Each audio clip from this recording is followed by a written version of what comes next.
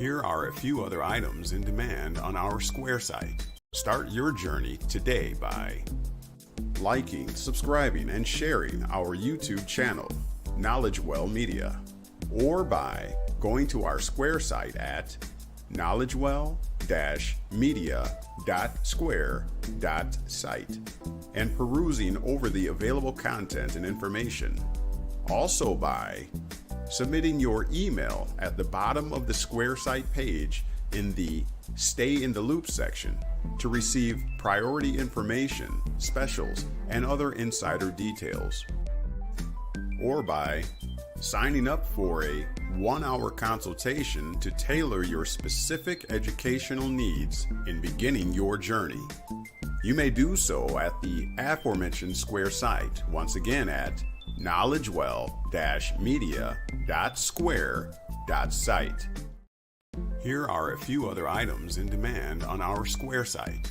The Person Defined series, a 9-part video lecture series, comprehensively outlining the scheme to artfully deceive mankind into trading away his birthright, his natural liberties, and inherent rights.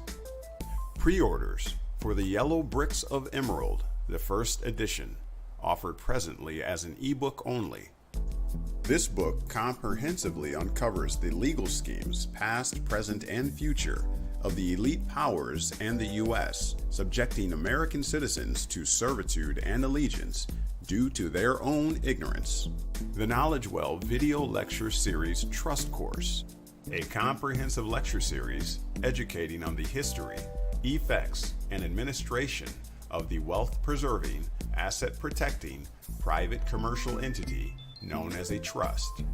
Plus, we have our very own template and instructions to help you set up yours.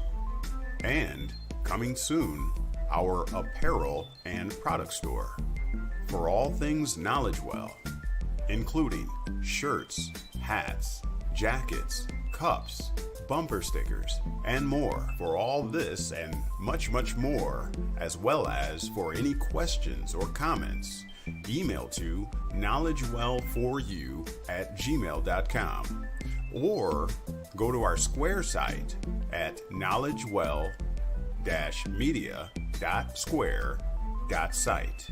And now, you've been made free. What are you going to do with it?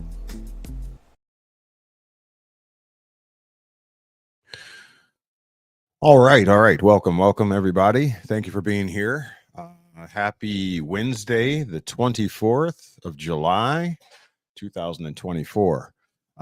So, as usual, please let me know if there's any technical difficulties with the sound or the picture or anything like that. Feel free to use the comments section, and that'll help me greatly. All right. As usual, make sure that you also come in and hit that thumbs up button. Decided to go live tonight. Had a few interesting conversations with a couple different people today about basically the climate of our realm. The climate of our realm. There's no shortage of news. There's all kinds of things happening, and things are definitely speeding up, aren't they? I hear lots of people saying it seems like the time is just, fleeting. It's just going by so fast. Everything's a blur. Now we have all of these things happening in the political realm. We have what appears to be brutality. Okay, just to put it plainly, brutality by certain officers. We're going to talk a little bit about each of those, as well as what is actually going on. Like, what's the purpose? What's the point? And are we safe? I said, should we participate in politics? I was talking to a melanated individual, a young lady today, and we were talking about the issue of voting as to whether we should even participate in that. For the injustices that we perceive and that we have to deal with and things like that. So I want to definitely talk about that. I know a lot of people are emotionally incited, which is always a very dangerous position to be in. Okay, because fight or flight, you tend to cut off your rational analysis, and a rational analysis is needed in order to stay within the sphere known as natural law. All right, you want to stay in the moral sphere where humans dwell. Okay, you don't want to turn into something else. I'll just say. So we'll get into a few different topics. Again, this is an impromptu. We usually only go live on Sundays at 11 a.m. Central Standard Time, but I thought it would be important for us to catch up and do like a midweek here, and try to see if we can get some understanding, a common understanding about what we are experiencing. I mean, people are also speculating about, there's the flat Earth going on. There's who the melanated people really are. That's a really heated topic right now. And I've been definitely with my ear to the ground listening to different camps and different platforms as far as their perspectives. But a lot of information, too much information, I always say, is like too much light, right? It could be good in small doses, but too much light could actually blind you. And so I think we're all suffering from some form of how should I put it, some form of misrepresentation. We're being inundated with news, and it's all emotional. It's all designed. I contend it's all designed to keep you emotionally engaged, and so you're not rationally thinking anymore. All right, it's the race issue. It's the the sexual persuasion.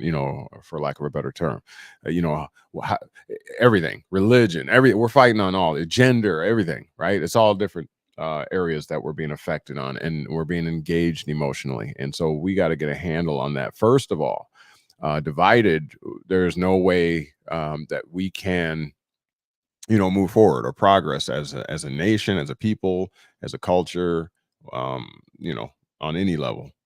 Divided, we can't really do anything. And when you know it, there's a faction that likes us to be divided, so that way they can consolidate, keep, and maintain the control and the power. You would think we would have figured that out by now, and learned to work together. But that's what I'm saying. When we engage those emotions, all reason, all rationale, all logic goes out the window, and that's why we keep finding ourselves here. Okay, and so I would love it if let's see, how can we do this? I can actually have up to 6 people join me on the show. Actually, I can put the link in the comment section, and what will happen is you click on that link, and it's going to put you into a back room, and then I can let you up. All right, I can let up to 6 people, I believe it is, with this particular app, StreamYard. So if you're interested, you have something to say, whether it's in alignment with what I'm saying or articulating, or whether it's something against what I'm saying, we welcome you here as long as you got something intelligent to say. Yeah, you're more than welcome. You're more than welcome to join us. So I will put the comment. Let's see here. Yeah, I can put the link in the comment section if you would like to join. You have something to say. I'll put it in the comment section so that you can join us, because it's very important that we start to have a discussion about the various things that are going on around us.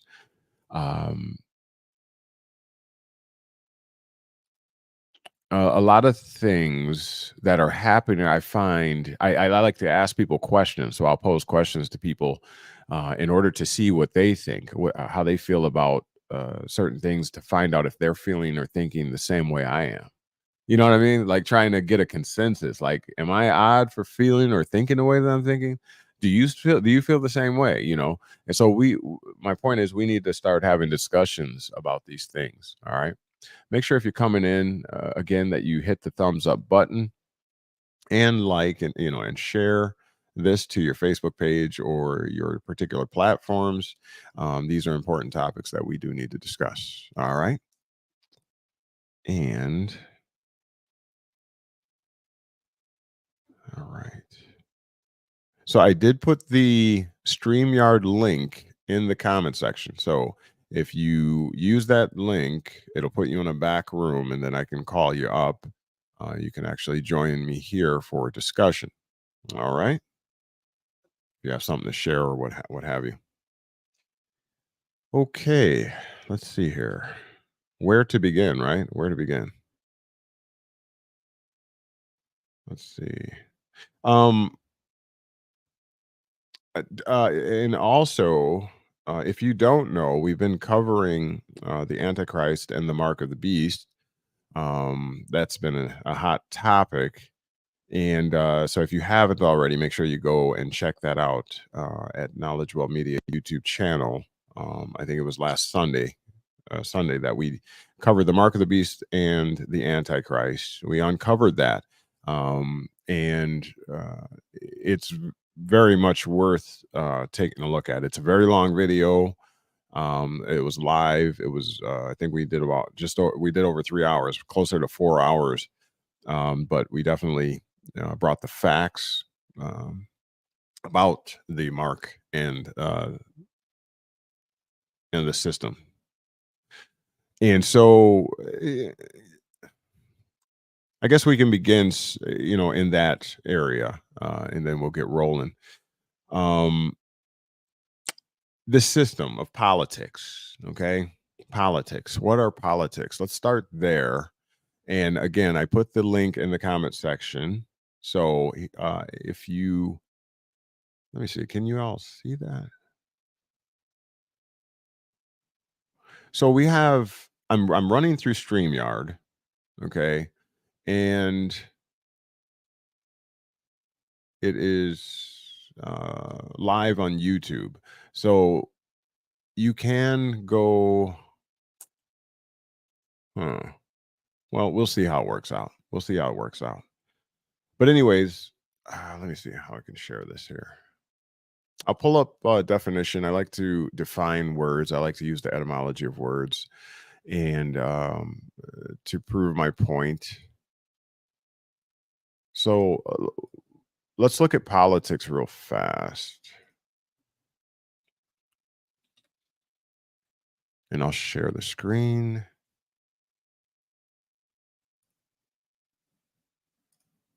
And as usual, once I get rolling, you'll know it.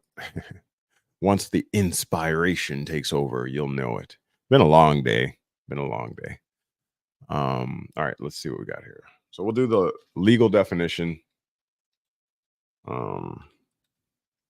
of politics. We'll do this. Let's see what they have to say. So simply put, we'll go to Black's Law Dictionary. Black's Law Dictionary says, this is the second edition, Black's Law. Simply, the science of government. Science is the study of a thing. Govern means to control. And I always say the ment, as in mental, right, is the head or the mind. All right. So to control the head or the mind, the science of the study of how to control the mind or the head. So also the art, okay, or practice of administering public affairs. Public, again, suggests government, okay, public, as opposed to private, okay. And so look what it says here, though. It says the art, okay, as in terms of art, word art, liberal arts, art, right? Or practice, like a doctor, a medical doctor practices, or an attorney practices law. Okay, so you can clearly see how it denotes a science. Legal sciences and medical sciences. Those are all practices or arts that they are studying and learning for the purpose of applying things, testing things, when it comes to either, people and their medical conditions or whatever. In truth, There are some sacrificial lambs, right?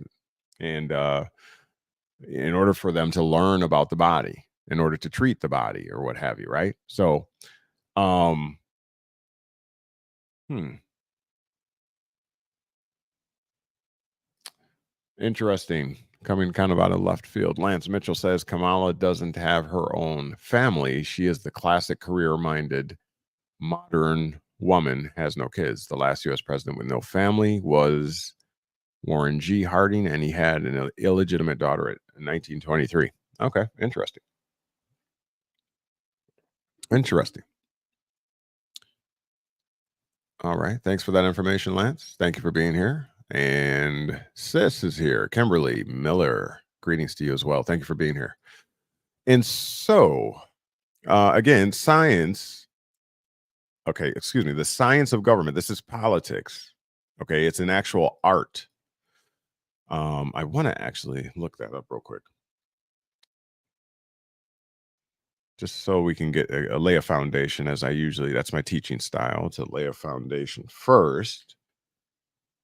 Etymology, where are we at? Okay, my favorite, Etymon Online. And well, let's look at the term art, see what they have to say. All right, so the noun. Okay, so skill as a result of, there it is, learning or practice.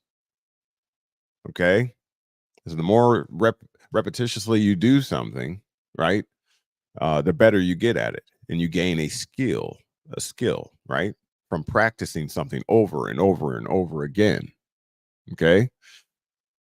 From Old French art, 10th century, from Latin artem, okay, work of art, okay, practical skill, a business craft. Okay. What else you got? From the root AR, to fit together. Okay. Let's see. Anything else? Look at this. The meaning, human workmanship, okay, as opposed to nature. Oh, that gets interesting, doesn't it? You know, I've been talking on making the distinction between the artificial and the natural, right? Legal, excuse me, man-made law, as opposed to, which is positive law, in contrast or distinct from what's known as natural law, right? So we've been talking about that. So check this out. When it's talking about the arts, okay, the meaning, human workmanship, as opposed to nature, is from the late 14th century. Interesting. We're going to have to come back to that. The meaning, system of rules and traditions for performing certain action, okay, is from late 15th century. Look at this. The sense of skill in cunning and trickery is attested by late 16th century. The sense in artful or artless. The meaning, skill in creative arts. So let's just look at this for a moment. Remember, I've been covering Genesis chapter 3, verse 1, where we're talking about the serpent, and I said that the serpent is the beast. It's a beast system. It's a characteristic. It's not a literal. Oh, thank you for that. Oh my goodness. Thank you for that, Han. Thank you. All right. My bad. Let me pull it up for you right now. Hold on. My bad. Thank you for that notice. I'll pull it up here. All right, there we go. Thank you. So look. All right, so where should I begin now? All right, so we're looking at the etymology of the word art. Okay, as in we started with politics.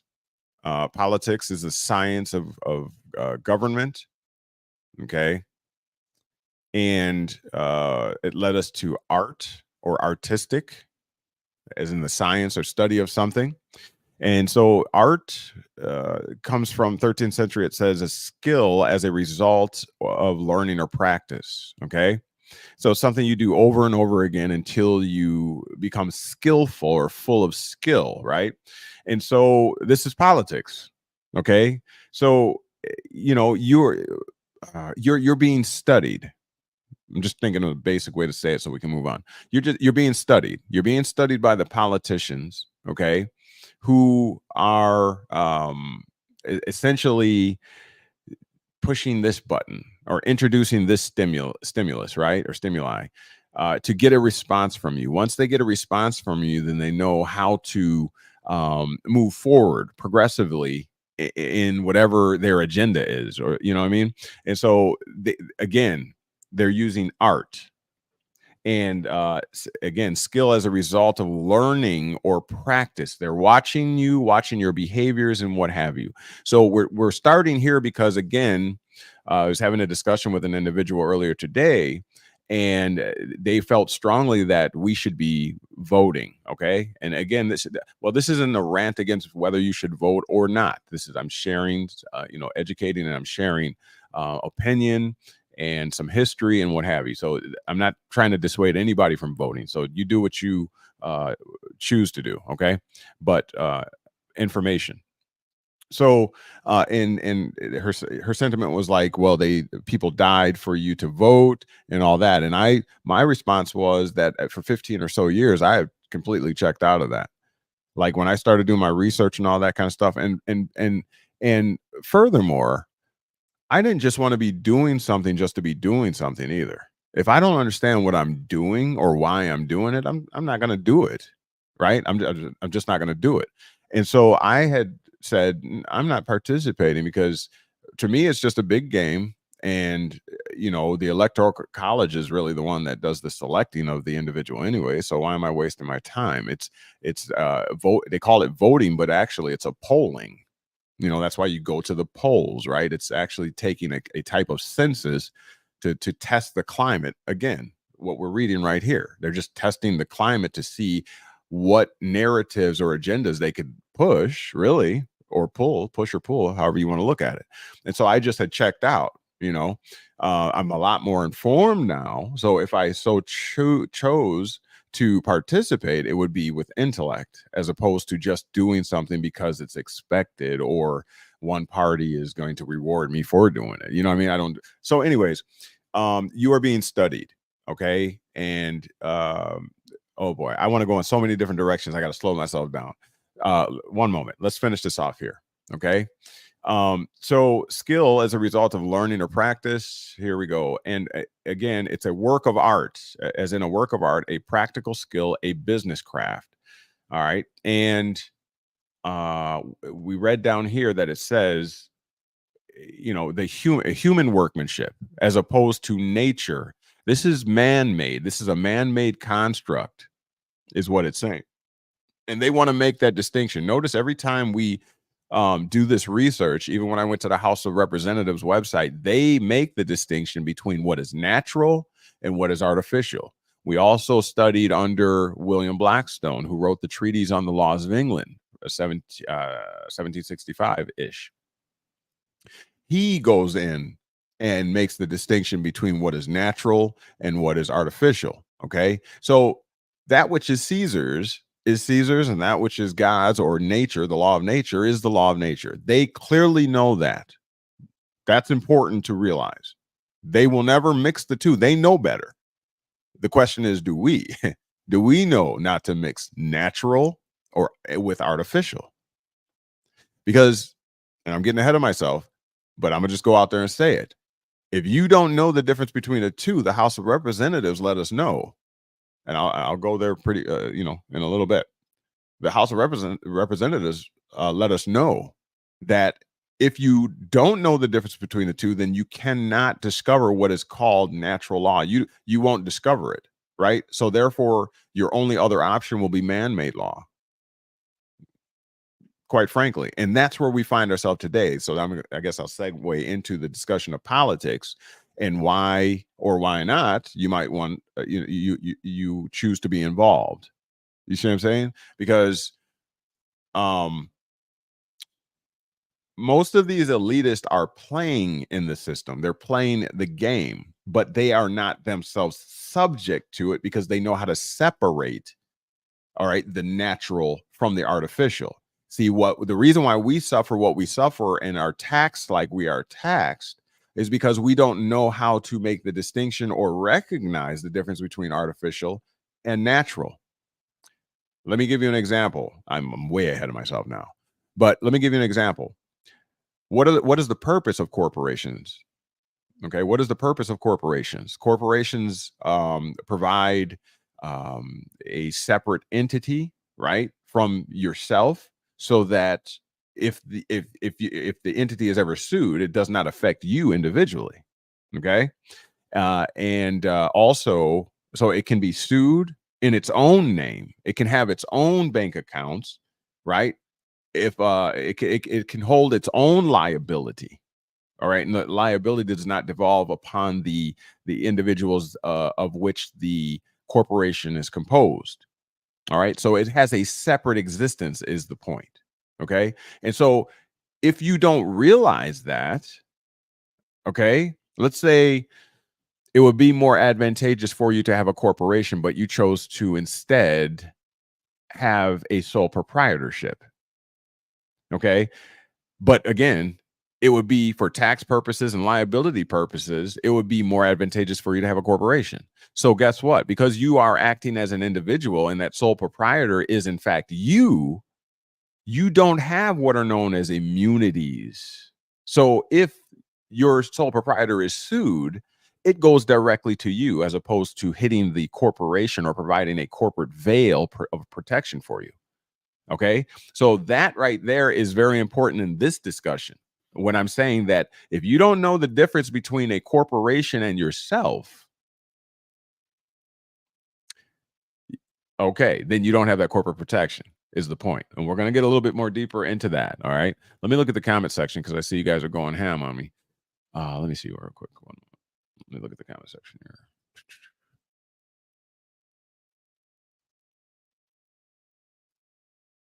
We'll get back to that. Hold on.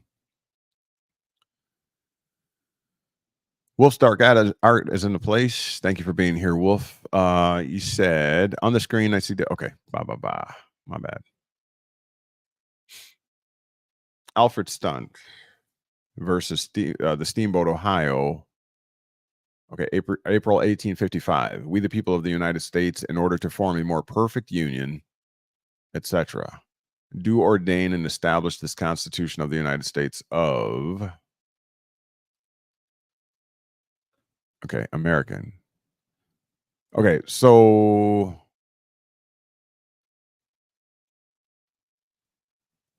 Alfred Stunt versus Steve. Okay, we the people. So, what is your statement, Wolf? What is your statement behind that? Are you just quoting something? Okay, I'm gonna keep moving. You can explain. Wolf Starkart says, American.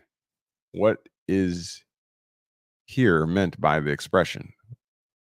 We the people of the United States. States of America. What is here meant by the expression? Do ordain and establish this. You got to explain yourself better. You say it expresses the authority by which the thing was done. The expression, we the people. Yeah. It means the people by whose authority the Constitution was formed. Right. Okay. You're talking very like I can't even really follow your point. It was the act of forming and ratifying the Constitution. Okay. All right. You got to slow down, man, and like speak on the topic or something, man. You're like all over the place, I think, and I can't follow, man.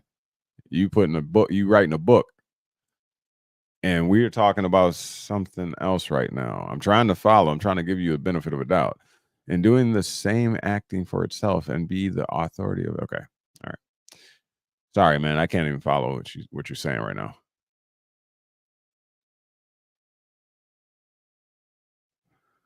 BB Productions, thank you for being here. Could you do me a favor and send me that link so that I don't even know if we shared it to Facebook yet or what?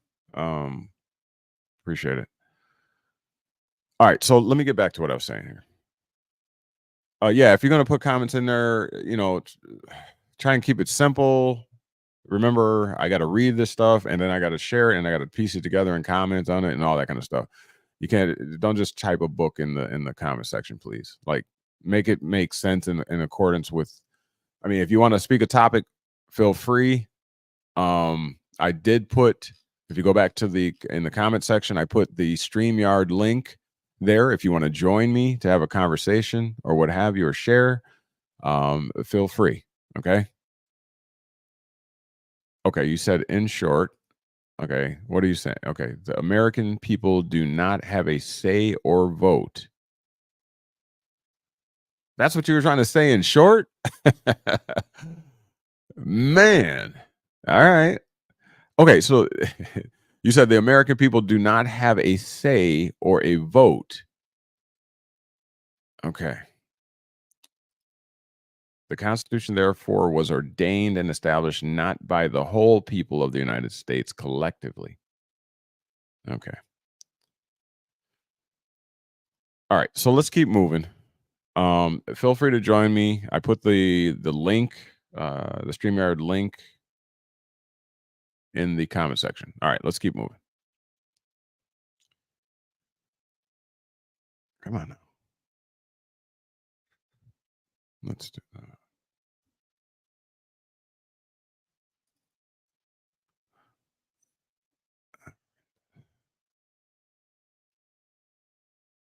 See what's going on here.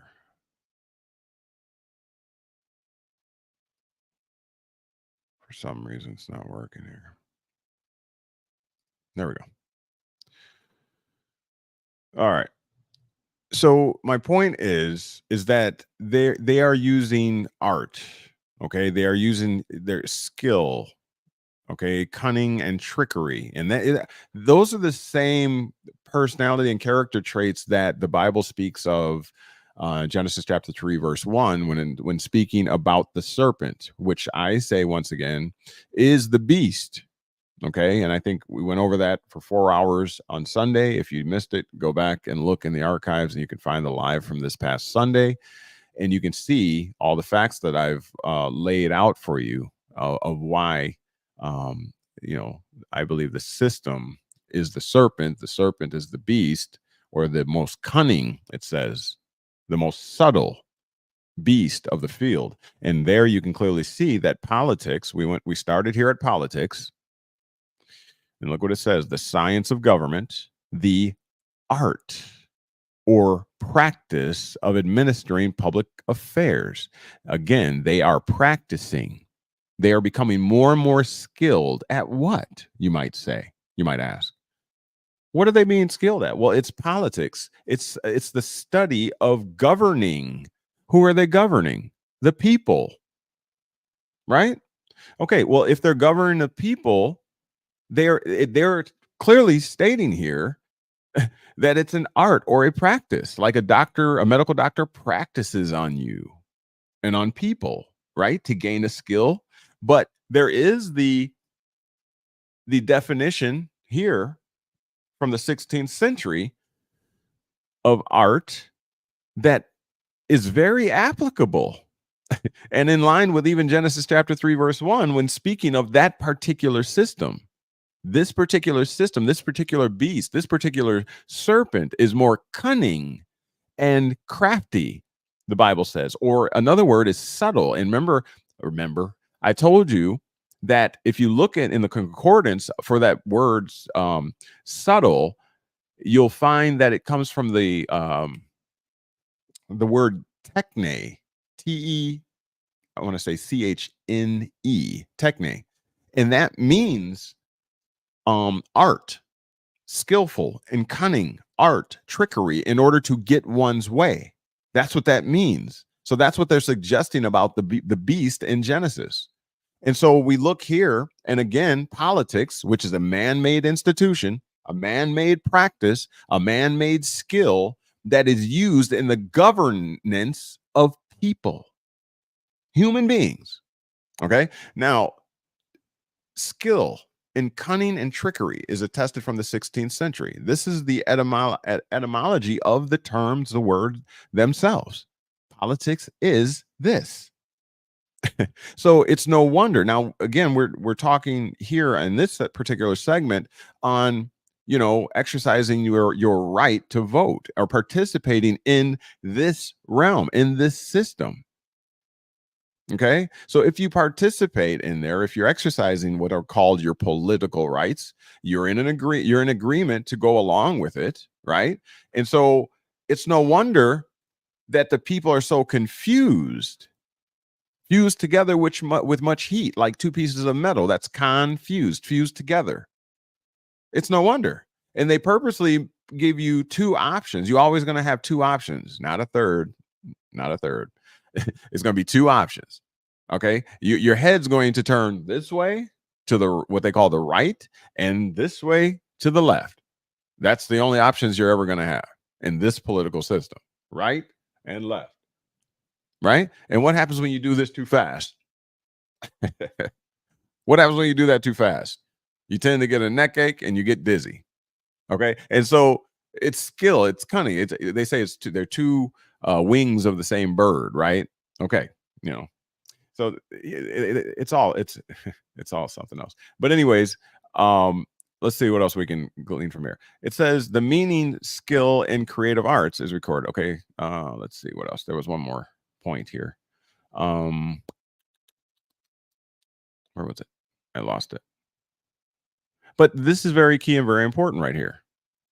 That distinction, that it is a human workmanship, human construct and contrivance, as opposed to nature.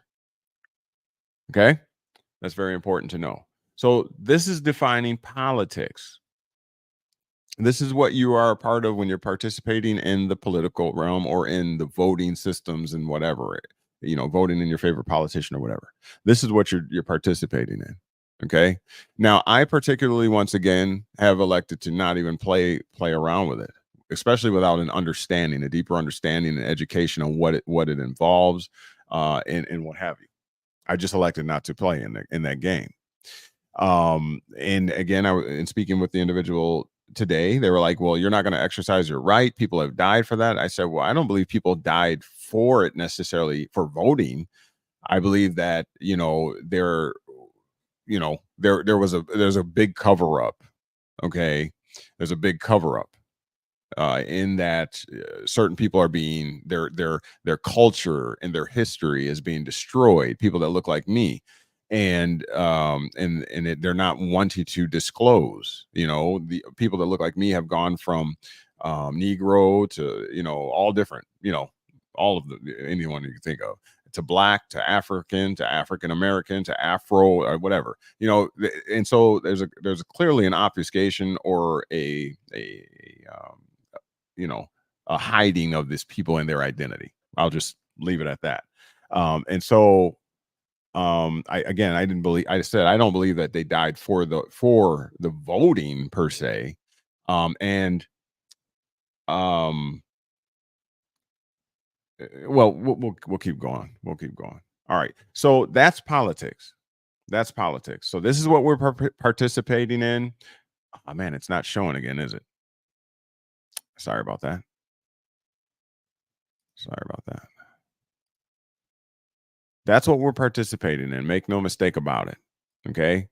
And so if you don't like being studied, if you don't like being in a science experiment, that's exactly what's happening.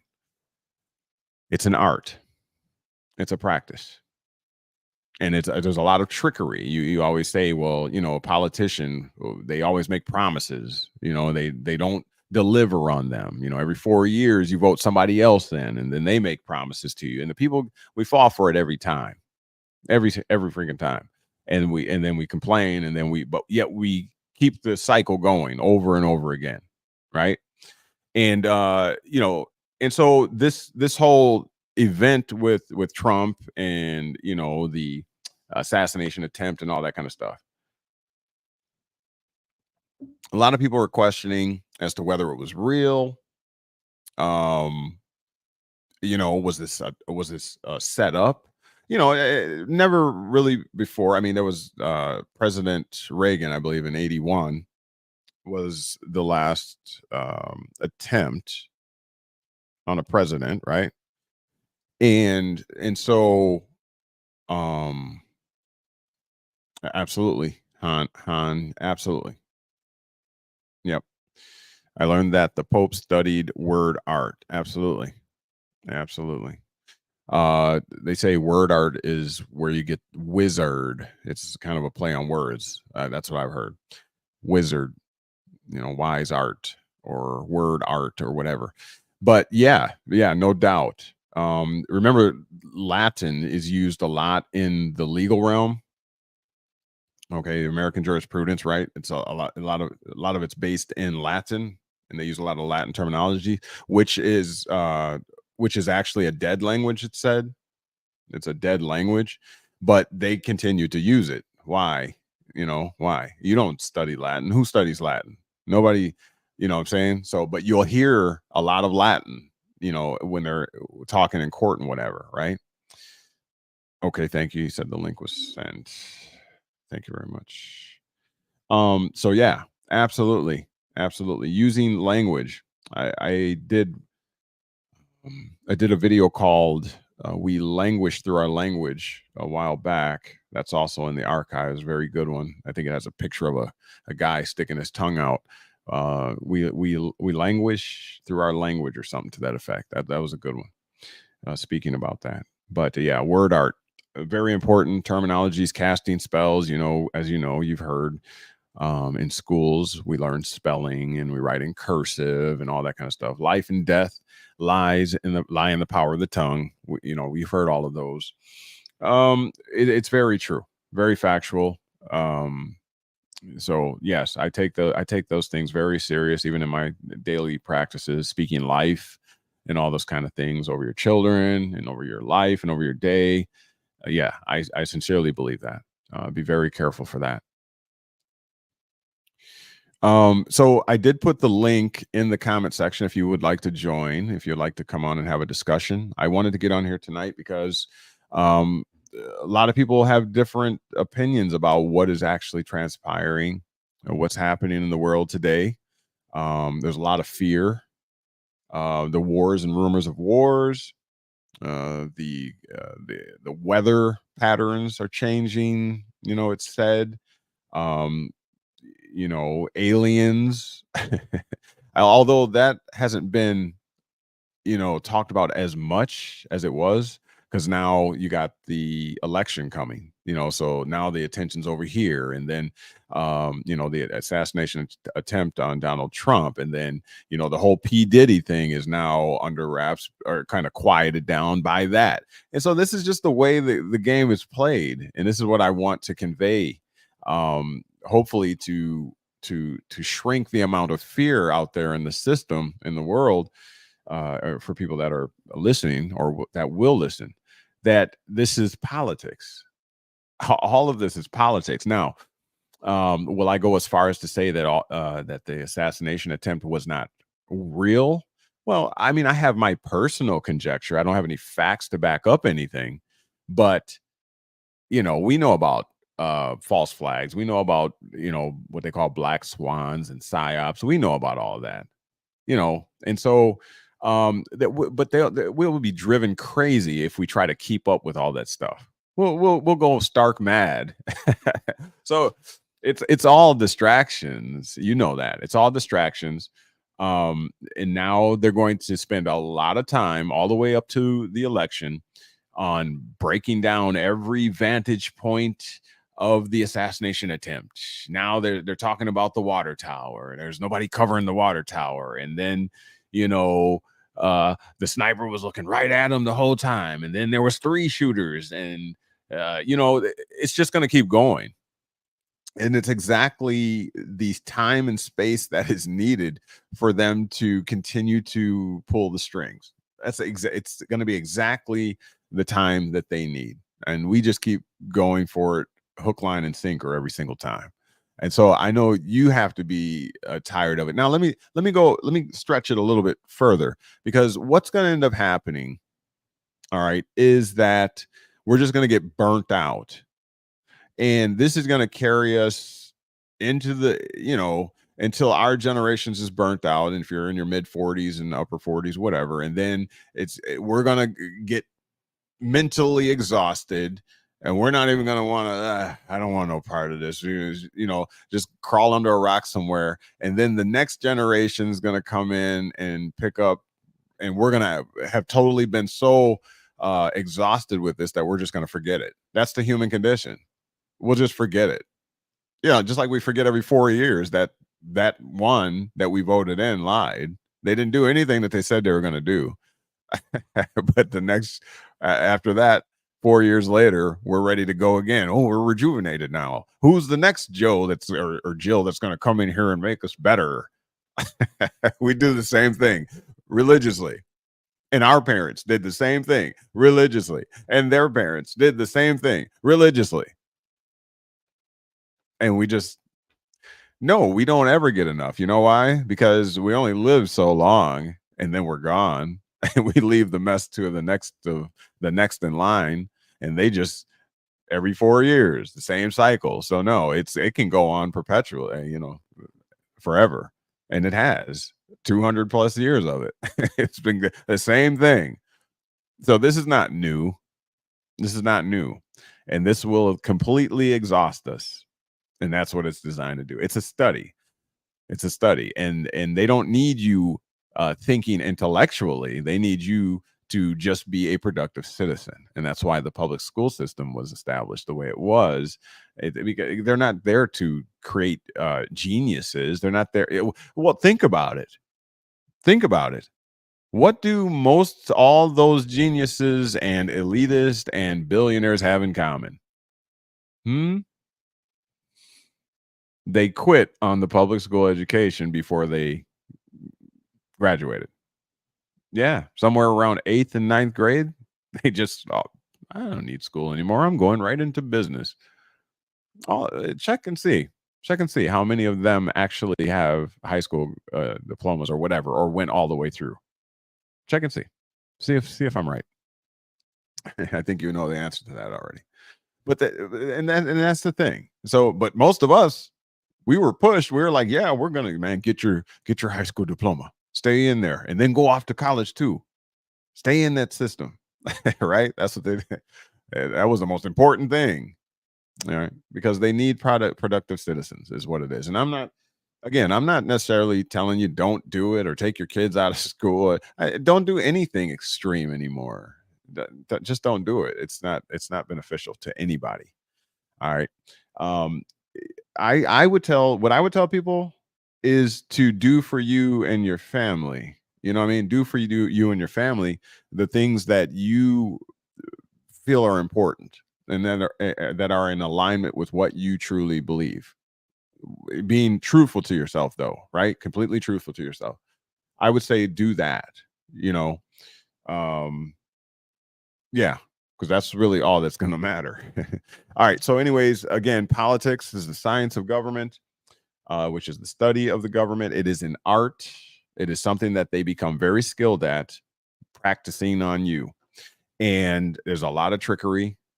And that is due to, my contention is that is due to the characteristic of the particular serpent, the beast, the system that you find yourself a part of, that you have aligned yourself under.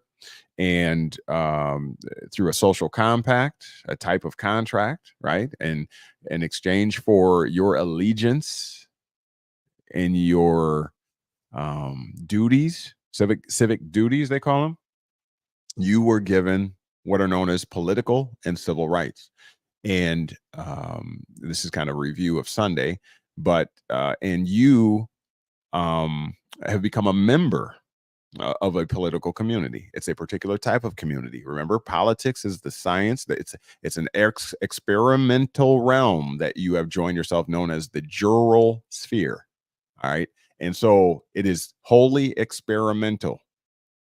Okay. You're studying on a consistent basis so that they can know how you're going to move, so that they know how to govern you or how to control you. That is that. I mean, that's not conspiracy theory.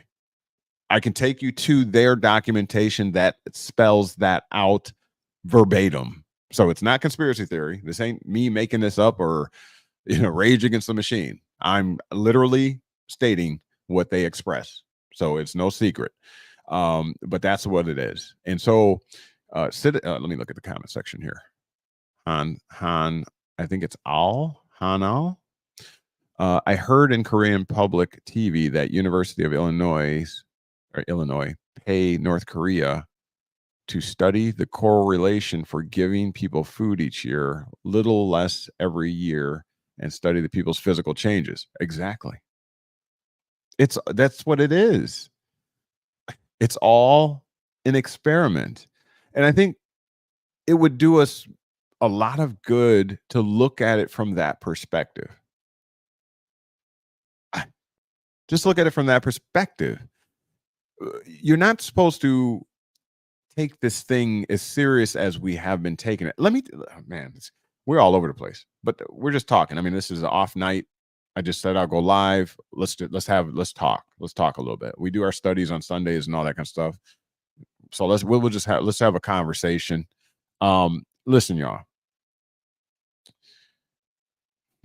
I lost my train of thought. Give me a moment. It'll come back. But you're being studied. You're being studied, and it'll come back to me. Maybe if I read, let me see. For giving people food each year, a little less every year, and study the people's physical changes. 100%. 100%. You're being watched. You're being studied. Psychology, medically, all of that stuff's being studied. Oh, come on, come back to Jamaica. It'll come back to me. But you're right. You're absolutely right. And thank you for that example. But that is exactly what is going on. Okay.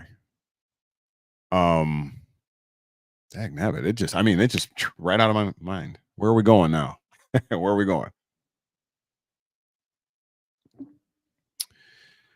So I'll get back on being a citizen. So citizen, again, you're become a member of the political community. Yeah. Thank you, Nick. Nick P's in the building. Thank you.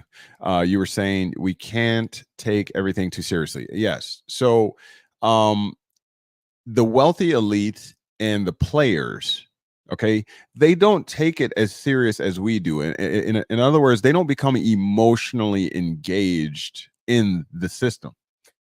For example, Donald Trump, right? Donald Trump has filed bankruptcy a multiplicity of times, right? I'm not going to say a specific number because I'll probably get it wrong, but I believe it was upwards over 9 times or something to that effect.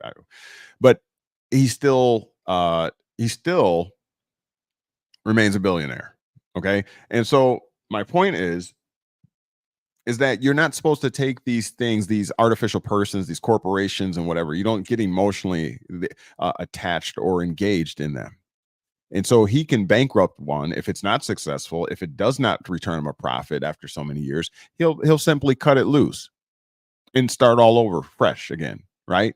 It's not emotional. They'll say it's not personal. It's what? Business. You see, this has got, you kind of know that saying, right? That's something that a wealthy business individual would say. And so to my point, that's the way we're supposed to operate in the system. In other words, well, maybe Monopoly is not a good example because we do get emotional about Monopoly, even though it's a fictional game though, right? But you still get emotional about it. You don't want to lose. You hate losing, you're competitive and what have you. So maybe that's not a good example, but you get the point that you're picking up what I'm putting down. You're not meant to get engaged into the politics, into the business world and corporations, artificial persons emotionally, because it's really not supposed to have anything to do, as I stated before, with your human self. The whole point of an artificial person is to have an entity outside of yourself, right, that can absorb its own liabilities, and it provides an insulation and an immunity for you as a human individual. And so we're not supposed to become engaged like that emotionally. It's a game, Monopoly. It's a game. So the elite know that, The wealthy tycoons know that, but lo and behold, people are dropping dead at the job, because they're so stressed out, and it is stressful if you don't realize the game. Okay, George Carlin is famous for saying that it's what did he say? What is George Carlin saying? The comedian, political comedian. It's a it's a big club, and you ain't in it. Everybody remember that? Yeah, that's what he's saying. It's a game. It's all a game. You're not really meant to take it serious. And so we'll talk more of that when we talk remedies. Probably on Sunday we'll talk a little bit on remedies that are for us. Political, they're legally protectable interests that you can claim, that you can use in order to navigate through this system.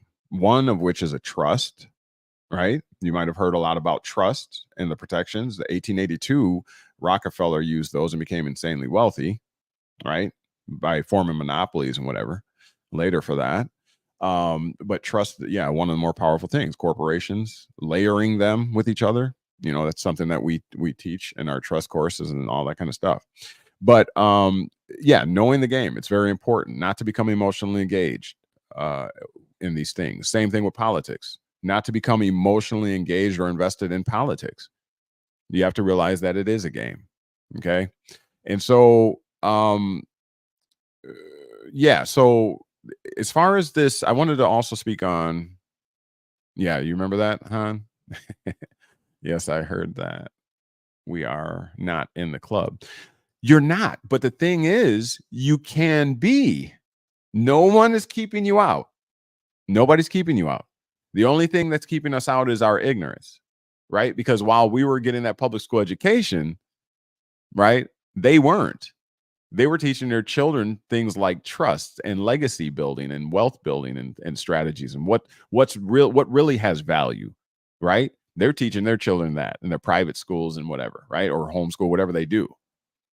You ain't got to see one of the elitist children going to your school or the public school that you went to, right? They got their own education systems.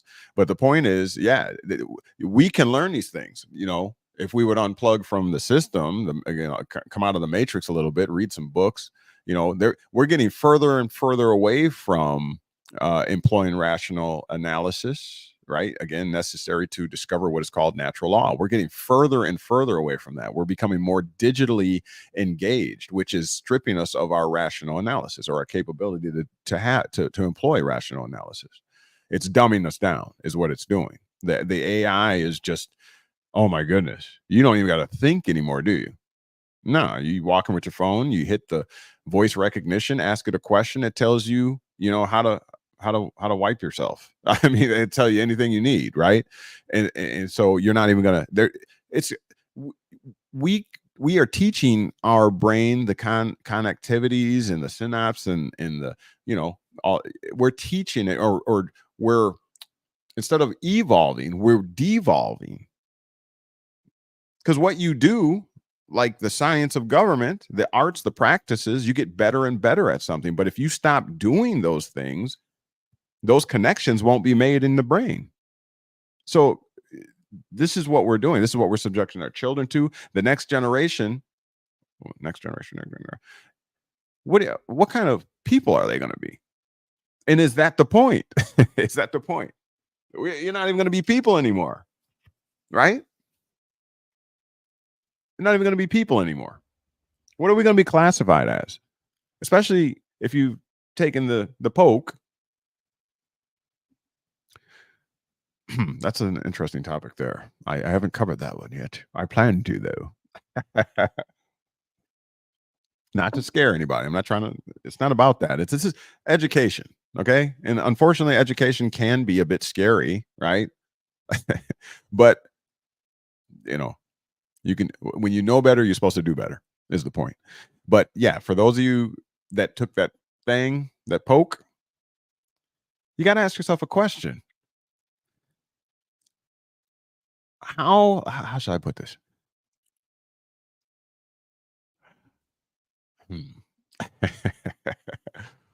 All right. So if you change yourself enough, If you introduce enough foreign matter into your system and it binds with you, what is the threshold percentage by which you no longer recognize as a human?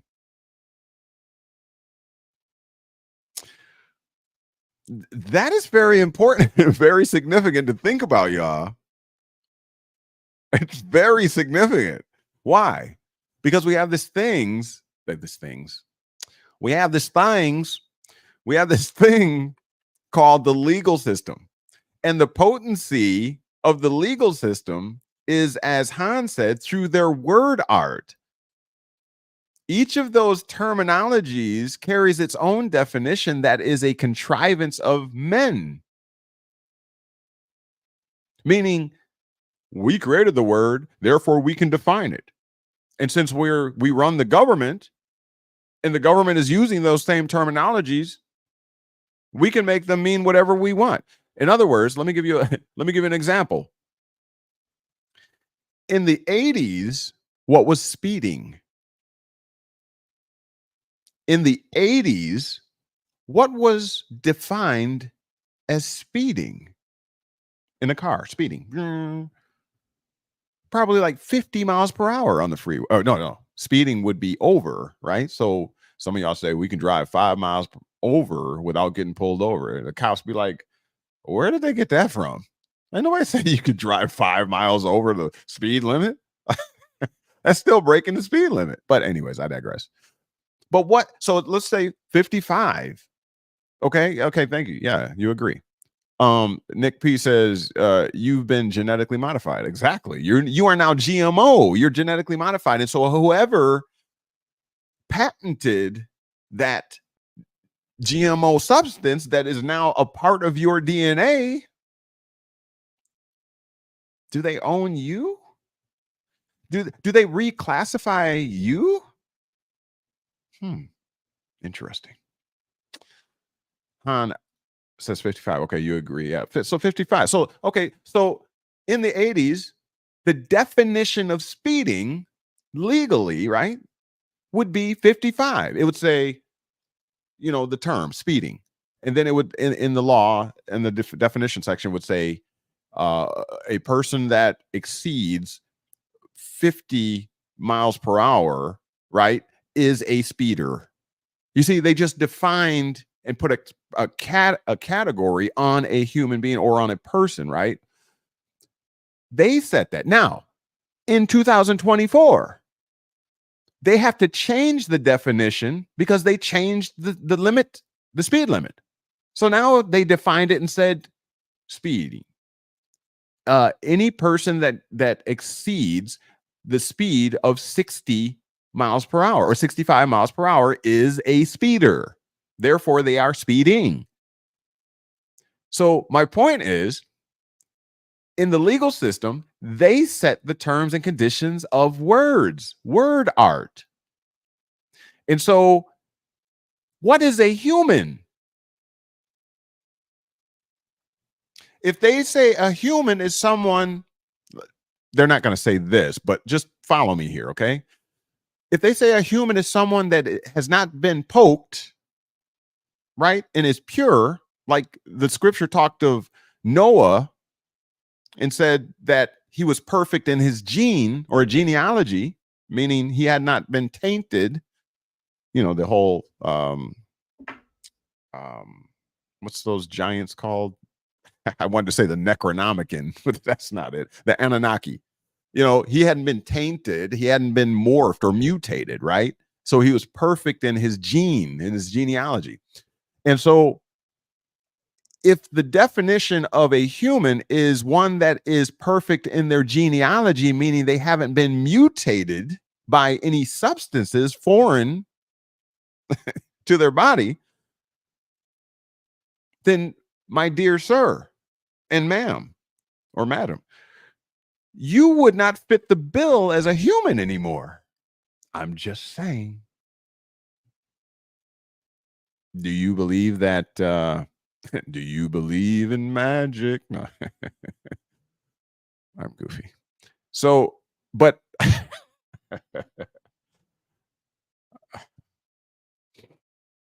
Anyways, you picking up what I'm putting down? All right. So how many humans do we have on the earth now? Because best believe they have defined what a human is. And I can guarantee you, I can almost guarantee you, right? Nothing's ever 100. Okay. But 99.9%, I can pretty much assure you that it does not include whatever they poked you with.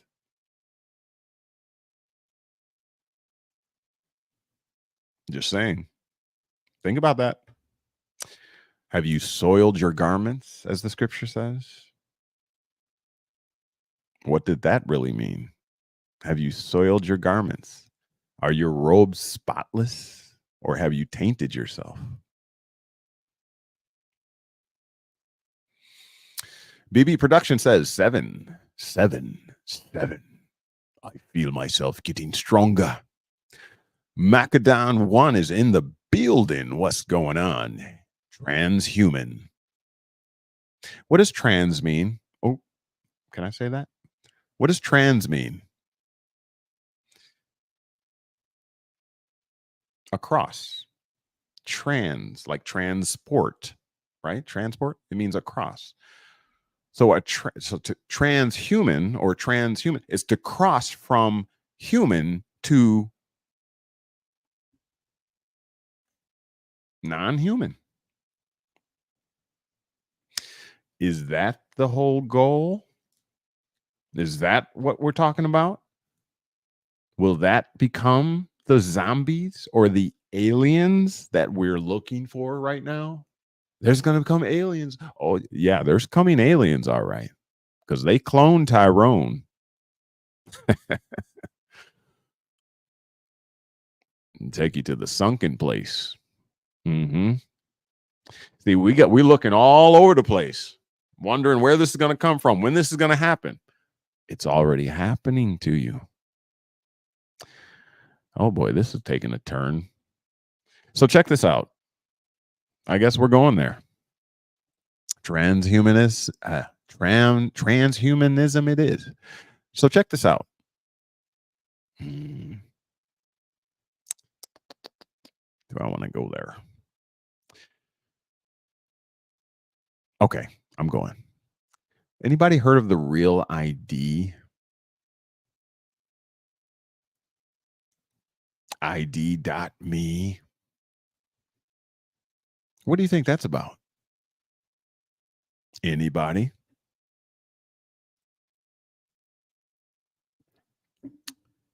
What do you think that's about?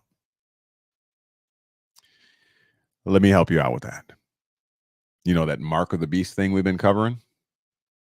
You know the Antichrist thing we've been covering? Mm-hmm. Yes, sir. And yes, ma'am. Let me look at the comment section before I keep going here. Get myself in trouble. A reason for depopulation. Well, I'm so glad you said that, Macadon. Check this out, y'all. You have this thing that keeps governments at bay and the elitists from just chopping your off with your head. And that's called international human rights. But check this out. What protections do you have if you're not classified as a human? Dun, dun, dun. Would the international human rights apply to you? Maybe not. Oh, I can keep going with that one. So depopulation, if that is designated as if depopulation is defined as the killing of human beings illegally, unlawfully, or against, whatever, right? But you don't fit the bill. Now, let me tell you how close we are. Y'all done got me going on this. I hope, well, they might take it down. Who knows? Listen, we're going all the way down the rabbit hole. We're going all the way down the rabbit hole. Look, I put the invite link because we can have this discussion. We might as well. We already there. If they take it down, they take it down. I'm interested. I want to hear. Let's go down the rabbit hole. Anybody want to have fun? Let's go down the rabbit hole. I'll paste the the stream yard link in the comment section once again. And that allows for up to 6 individuals to join me here. All right. So if you're interested, simply follow this link, click on it, and it'll take you to the back door, and you can actually come in on the show with me live. All right. So you're welcome to do so. Ready, set, go. Who's going to join me? Who's coming with me? Who's coming with me? A scene from my favorite movie, one of my favorite movies, Jerry Maguire. Show me the money. Anyhow. Anybody want to join me? Come on on. Come on. Macadon says, yes, they're pushing that hard on Louisiana. What's that? The Real ID? Okay. Han Al says, yes, I signed on it. Oh, you did the Real ID? Is that what you're saying? Macadon says exactly. Joseph Henson says 777. I feel myself getting stronger. BB Productions, greetings to Joseph. StreamYard link is there. Join me. Okay, so you signed the Real ID. Okay, so this is not fear tactic or fear porn or whatever they call it. Okay. This is strictly information. Hey, when you know better, you do better. That's all there is to it. Okay. But yes, it is transhumanism. The end goal is that. Again, depopulation, if it's defined as the annihilation of human beings or of a certain culture or nationality, but those particular people have taken the poke and now they are no longer considered humans. This happened. You want me to tell you where? Wanda Noel has just joined us. Thank you for being here. Wanda 777. I feel myself getting stronger. This happened. I'm going to tell you in a moment here. Real ID, May 2025 goes into effect for travel according to TSA. This AM?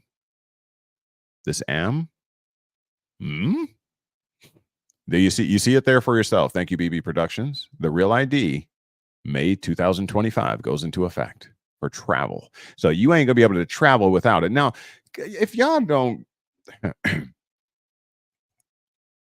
me just say it like this. The scripture says that if you don't take or have this, you will not be able to buy, sell, or trade. That means to participate in commerce and trade.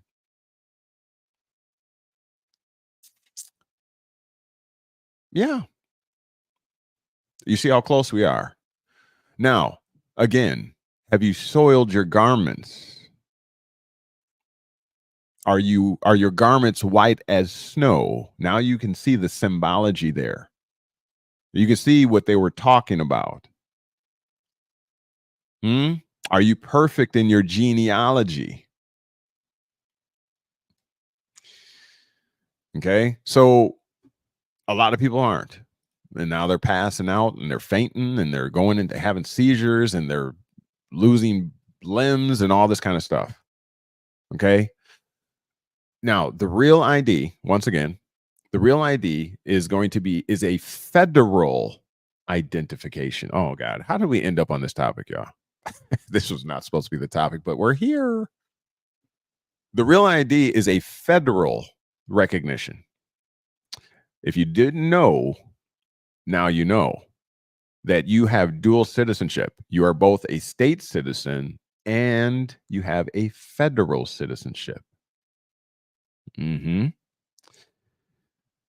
So,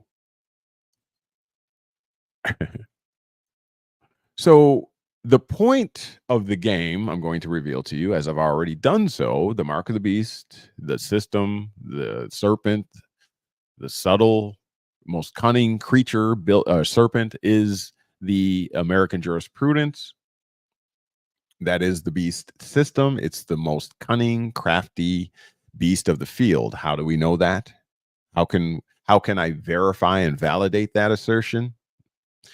Because there is no other country, quote unquote country, as young as we are, that has dominated the entire world, taken down and toppled other governments, set up proxy governments, military bases all across the world. How did we do that? The most cunning and crafty beast ever. And we use legalities, we use contracts. How did we get people, other countries and nations? How did we get other nations to give us their gold in exchange for paper, fiat? We got them hooked, just like a crack addict or whatever, right? Or a pimp or whatever will get, his, what's hooked on drugs and then get them out there working. No different. How in the heck did you do that? Girl was beautiful, man. She was a valedictorian, whatever class. She was a straight A student. How did you get? She was a genius. She was sharp. She came from a wealthy family. How did you do that? The most subtle beast of the field. Tricked the whole world. The great deception.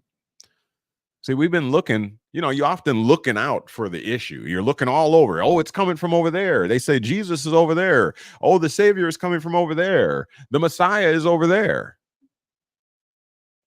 It's right under your nose. It's been here the whole time. You've been walking around with the mark of the beast all your freaking life. I mean, that's just what it is. It's the beast. It's the mark of the system. You've had it the whole time, but you're not supposed to know that. They got you a fear tactic. They got you looking over here for they're going to put that injection into between the webbing of your thumb and your pointer finger, and it's going to be a little capsule that's going to be there. That's the mark of the beast. Sure. Okay. Keep waiting on it. So they got you fearing technology now. I mean, that's what it's coming down to. So we got people living on the side of mountains checking out of the system because they're running from the mark of the beast. So they're, no technology in this house. You running from. Okay. So anyways, the mark of the beast. Point blank. That's what it is. Go back and watch the live from Sunday. If you need facts and proof, I'm not going to do that tonight. We're just having a conversation. Feel free to join me if you want to join me on this conversation. You have something you want to share. The StreamYard link is in the comments section. It looks like this. It's in the comment section if you want to join. All you got to do is click on that and follow that link. It'll put you in the back room, and I can call you up when I see you poke up there. Okay. If you want to you have something you want to say or input on this topic or on any topic. Apparently, we're just having a little fun tonight. BB Productions. Okay, gotcha. So yeah, the real ID, that's what's happened. It's a federal ID. Why is that important? Let's see. I'm gonna give you a little history lesson while we're waiting. So, what is the United States all about? You might have heard of the Articles of Confederation. Let me give you the quick expedited version. So essentially each of the states in the states were sovereign nation states. All right. Everything, they all came over from England, right, or whatever. And, we know what happened with this enslavement of, the indigenous and what have you, and built over the top of them and all that kind of stuff. Right. So we'll fast forward from that. But they're here. The colonists are here, and why did they come here? They came here for commerce and trade purposes. That's what they came here for. They looked over here with those long telescopes or whatever those monocle things, telescoping monocles or whatever they were, from the ship, and they said, "Ooh, that looks very green over there." basically, right? It looks really green. Wow, let's go check that out. And so they get over here and they see it's plentiful. It's the soil is so rich, right? The waters are crystal clear, and the mountainous areas, and the climate is beautiful here. Coming off the coast, and either and so it's beautiful, and we need to set up shop here. There's stuff growing all over the place here, you know.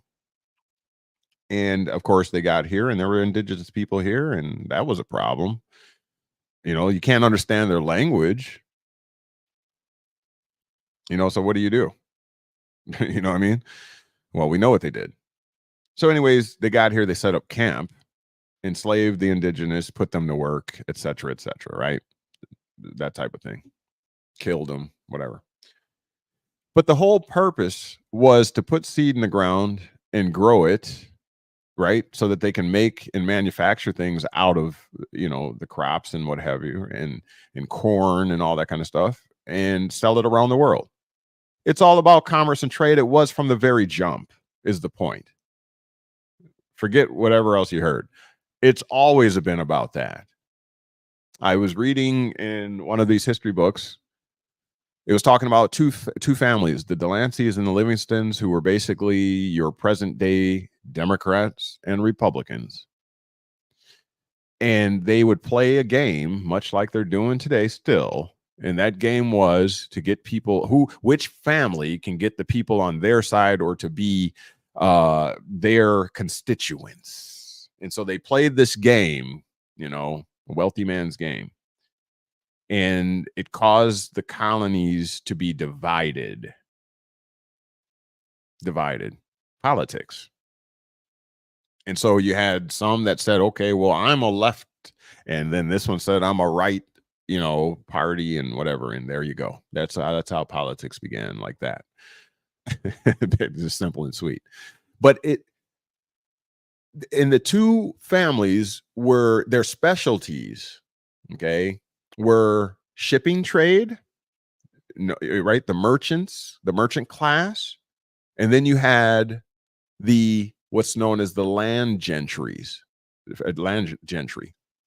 which is the Bush line, right? President Bush and all them, they're in the land gentries, plantation, like that. And so that was the monopoly. Two families, one was into merchant trade and the other one was in land gentry, owning land, real estate, and what have you. That was it. And that's all. It's always been about commerce and trade. And so they monopolized, they were running their business and whatever. And then the people, the popular, the citizens of the colonies or whatever, right? They were divided. They were divided, just like we're divided now because of politics and whatever the narrative is and the agenda is. And so, fast forwarding, it's all about commerce and trade. Fast forward into the 1800s, slavery's cooking, right? And you got them. The slaves are working the plantation. That's what they're doing. And what are they doing it for? What are they picking all the cotton, for, and all the different crops? What are they doing that for? They're shipping that out. The merchant class shipping that all around the world. Okay. And making the king uber rich and wealthy, basically. And so the other side of that, again, was the land gentry, so all the plantations. That's why they still have names. They're still existing. You can go down south now and see a lot of the plantations, right? Big money in that, because that's where the slaves were being held and all that kind of stuff, right? On the plantations. So those are the two sides of the coin. It's always been about commerce and trade. That's the reason that they came here. That's the reason they're still here. Okay. And so that's one of the cardinal sins or rules, is never to affect Caesar's commerce and trade. You do not mess with. Listen, I was talking to somebody today and we were talking about the drug trade.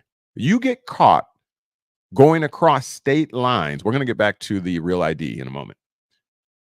You get caught going across state lines with any weight or anything like that.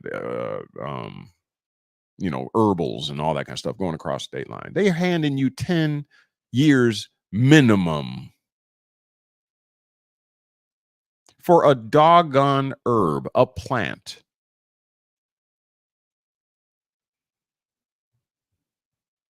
Why is that so serious? Wait, that's an herb, right? Okay, so let me see here. Is oregano an herb?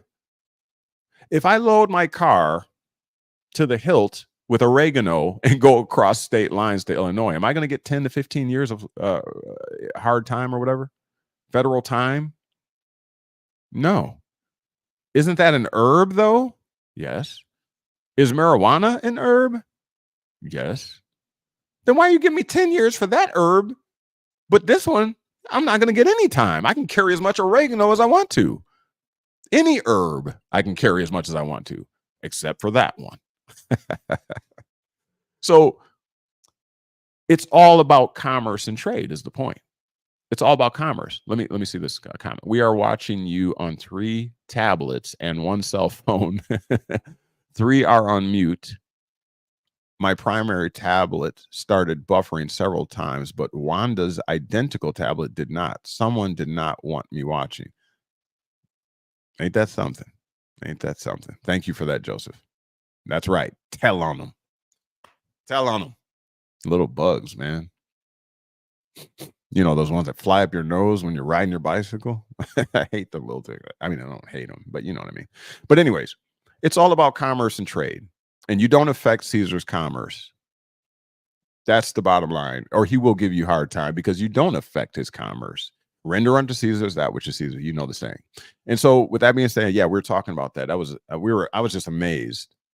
No, okay. BB Production says no buffer in here. Yeah, that's weird that it happens like that. Joseph Smith, are you trying to I feel myself getting stronger. You loaded me up with the 777s. All right, Joe. Joseph Smith. All right. Thank you for that, though. I appreciate you. Thank you for being here. So the real ID, likewise, okay, what is the United States? It's all about commerce and trade. The Articles of Confederation, what they said. Now, listen, to prove my point, they said, they being, and my internet isn't great. Okay. They said that the reason for the establishment of the United States in 1789, the reason for creating the Constitution, this is what Jefferson, Hamilton, all of them, right? This is what they said. Because at one time, they were separate nation states. So Wisconsin was a separate sovereign nation. Illinois was a sovereign nation, independent sovereign nation. California, Texas, all of them, right? Sovereign nation states, right? Well, they weren't there in the beginning. Obviously, we're talking about 13 colonies, but you get what I'm saying. You're picking up what I'm putting down. So with that being said, if Illinois had a problem with Wisconsin, then Wisconsinites couldn't go through to like Ohio or whatever by way of Illinois. No, we don't want Wisconsinites traveling through our state, our nation, in order to get over to Ohio or Indiana or whatever. So it's our state and we say no. You see the problem there? So that's why they said they created the Union under the Constitution and whatever, because they did not want commerce and trade to be affected. Man, we should read this. Let me stop. Let's just read it. You'll see it for yourself. That way you'll believe me, because some of y'all acting like y'all don't believe me. I'm just joking. Let's look at it. It's very interesting. It is to me. Hopefully it is to you. Let's see. Articles of Confederation. Let me share screen. Sharing screen. Sharon Stone. Let's see. Watch this, y'all. This is how important it is for us to actually read. and actually study things, you know, because a lot of this, I don't remember ever being taught this stuff in school. And now I see why. Articles of Confederation. I mean, I heard of it, but I didn't, you know, it didn't set in like it does today. Let me see. I like to use the national. Is this the one I like to use? Maybe it was Britannica. Let me see which one is my favorite here. Give me one moment. Is it Britannica?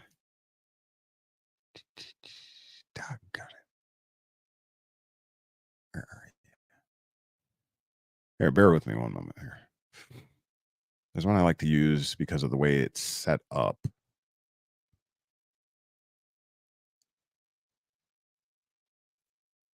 Man, you're gonna give me problems.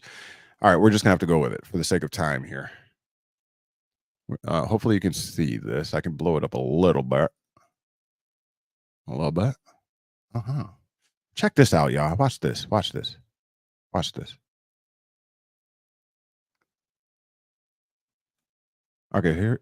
Okay, here are the articles.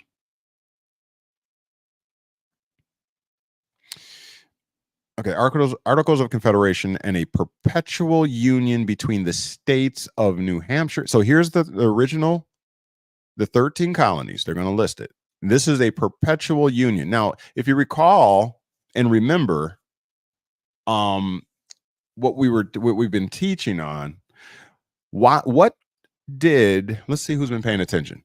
What did William Blackstone say was the reason they created artificial persons? Let's see who remembers and recalls. Put it in the comment section. I'll give you a hint. There's your hint. Let's see who's paying attention.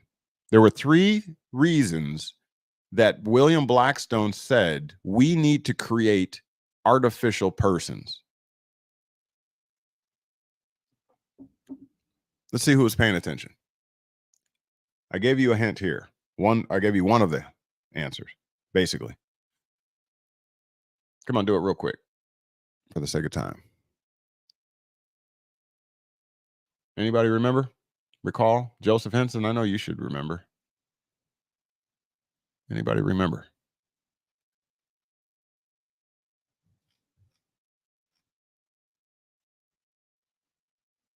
All right. 30 seconds.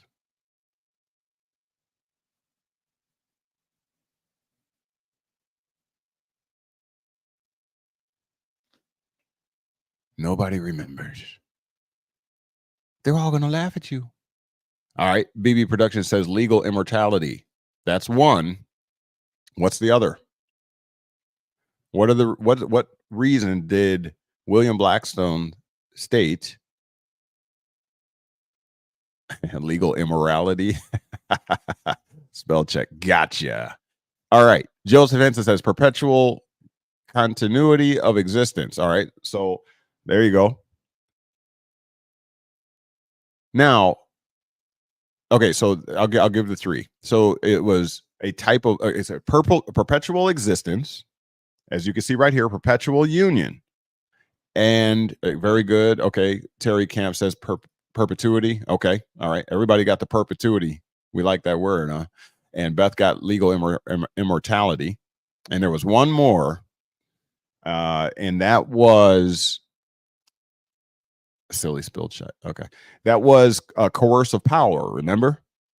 Because William Blackstone said without corporations or artificial persons, basically they would have no power to create or frame laws that would create a coercive obligation on an individual member of the society, because it can't attach to humans because they're positive laws, which are not natural law. And only natural law what governs or properly governs moral human conduct or human behaviors.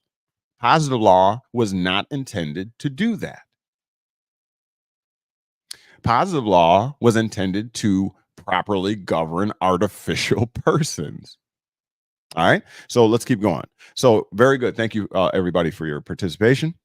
So the Articles of Confederation and perpetual union. How can you create a perpetual union? You have to create artificial persons. That is the purpose William Blackstone said that we created artificial persons for. And look at the date here. The articles served as the nation's plan of government until the U.S. Constitution was ratified in 1788. This is 1777, I believe. Look, the Articles of Confederation, 1777. How you like them numbers? 7, 7, 7. I feel myself getting stronger. Check it out. So that was 1777. Can anybody tell me in the comments section what year did William Blackstone draft and create the treaties on the laws of England? Let's see who was paying attention. What year was that? Treaties on the laws of England, which is what our study has been based upon, because we make the distinction between what is artificial and what is natural. And we know the three purposes of creating the artificial person. So, and we also know from our study on Sunday that they said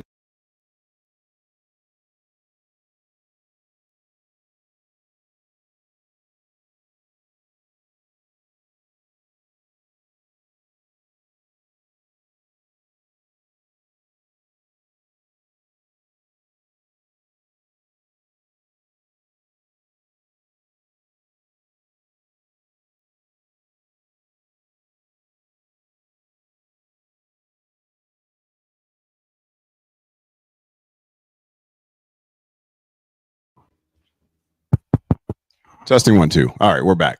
Can y'all hear me? I don't know what it is. I touched the mic and it just went out completely. Does anybody have an answer? I forgot what I was saying now. Somebody doesn't want me to get this information out. Anybody got an answer? When were the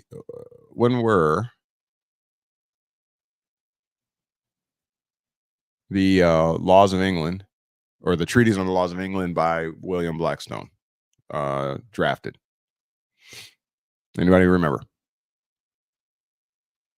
10 seconds. 9, 8, 7, 6, 5, 4. All right. Terry Camp gives us 1756. All right. I believe it was 1765. You're close, though. 1765. Yep. Okay. Very good. 1765 to 1769, BB Productions. Okay. All right. Thank you. Yep. Okay. Very good. Thank you very much. All right. So you can clearly see that that was previous to the Articles of Confederation, is my point. So, and they did say that the likes of Abraham Lincoln, John Adams, I think it was Hamilton or somebody, they were influenced by the treaties of William Blackstone in drafting the Constitution of the United States. So check this out. When they say, again, here in the preamble, the Articles of Confederation and perpetual union, that's why they're using the terminology from the treaties on the laws of England, because they were influenced by the truths that we've learned from William Blackstone about artificial persons. All right, let's keep going. See how consistent it is. The truth is consistent. You got to love it. And suddenly the echo even got worse with this mic. I'm going to have to do some research on this. That's what I get for not reading the instructions. Just plug and play. It just got really echoey, reverb or echo. Shouldn't even mess with it, should I? I don't know why. All right, we'll just keep going. I'll just have to deal with it. Yeah, I hear myself twice. It's twice as nice.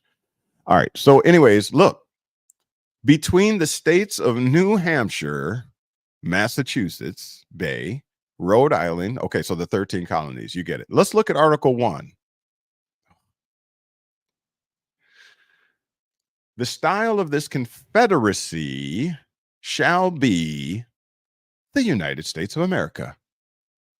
The point I'm making here is that the federal ID, the United States government, your dual citizenship as a federal citizen and as a state citizen is all about commerce and trade. Now watch this. The style of this confederacy, this is basically saying the title or the name or designation or indicia or mark, as in mark of the beast. The style of this confederacy shall be the United States of America. So, class, what is the United States of America?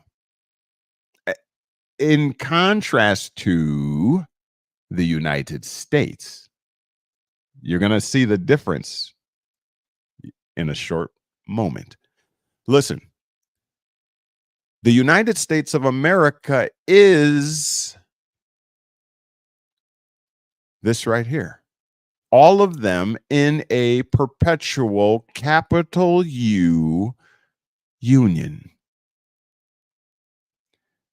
That's what is known as the United States of America. It says this confederacy. What is the confederacy? The union between these states. That is the United States of America. Any questions? Okay, let's keep going. Watch this. It's all about commerce and trade.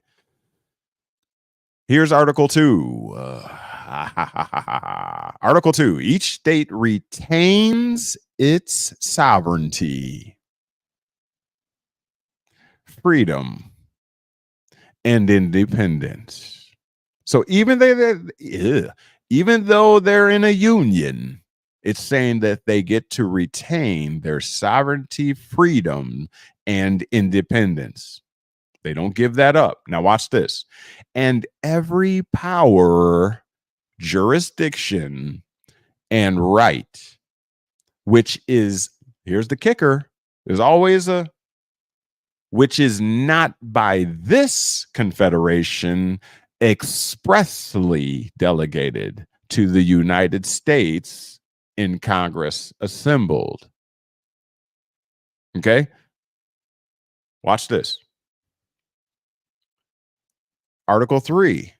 The said states, meaning the 13 in the Union, hereby severally enter into a firm league of friendship with each other.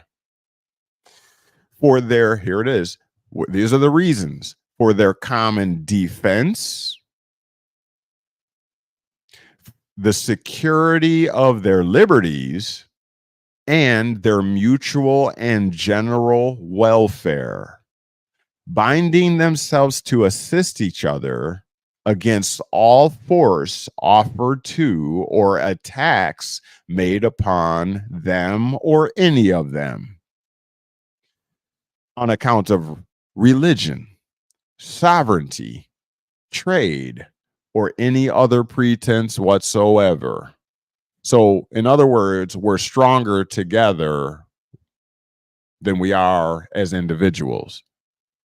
That's what they're saying. Let's go forward. Article 4, the better to secure and perpetuate, there's that word again, that term, mutual friendship and, what is that word right there? Do you remember I've been harping about there's another term that correlates to that one? What's another term for commerce. Yes, intercourse. This union, the better to secure and perpetuate mutual friendship and intercourse. It's all about commerce among the people of the different states in this union. The free inhabitants of each of these states, paupers. Now, listen, this is who's discluded from this union or who don't get to take advantage of this. Okay. Paupers, vagabonds, and fugitives from justice accepted. Okay. Shall be entitled to all privileges and immunities. We just talked about corporations. What do they afford you? Artificial persons. What do they afford you? Immunity. Because they take on their own existence. They have their own bank accounts. They have their own legal names. They are not one and the same with you. The natural stays on the natural side, and the artificial must stay in its realm, known as the jural sphere. And so, again, and fugitives from justice accepted shall be entitled to all privileges and immunities of free citizens. Citizen is a membership wherein an individual is acting in a certain capacity, known as an associated capacity. That's what a citizen is. So it's you, the human, wearing a persona or a mask of citizenship, and that gives you a capacity to act on the world stage. You could be a police officer. That's a legal capacity. That affords you, what do they say? They're trying to take away their, what kind of immunity? This mic is really, I mean, I literally can hear myself. Oh, wait a minute. I fixed it. Oh, well, it's better, I think. Weird. Testing 1 2. Testing 1 2. Testing 1 2. That's so weird. Anyways, not sovereign immunity, qualified immunity. Jeez. Testing 1 2. Testing 1 2. Qualified immunity.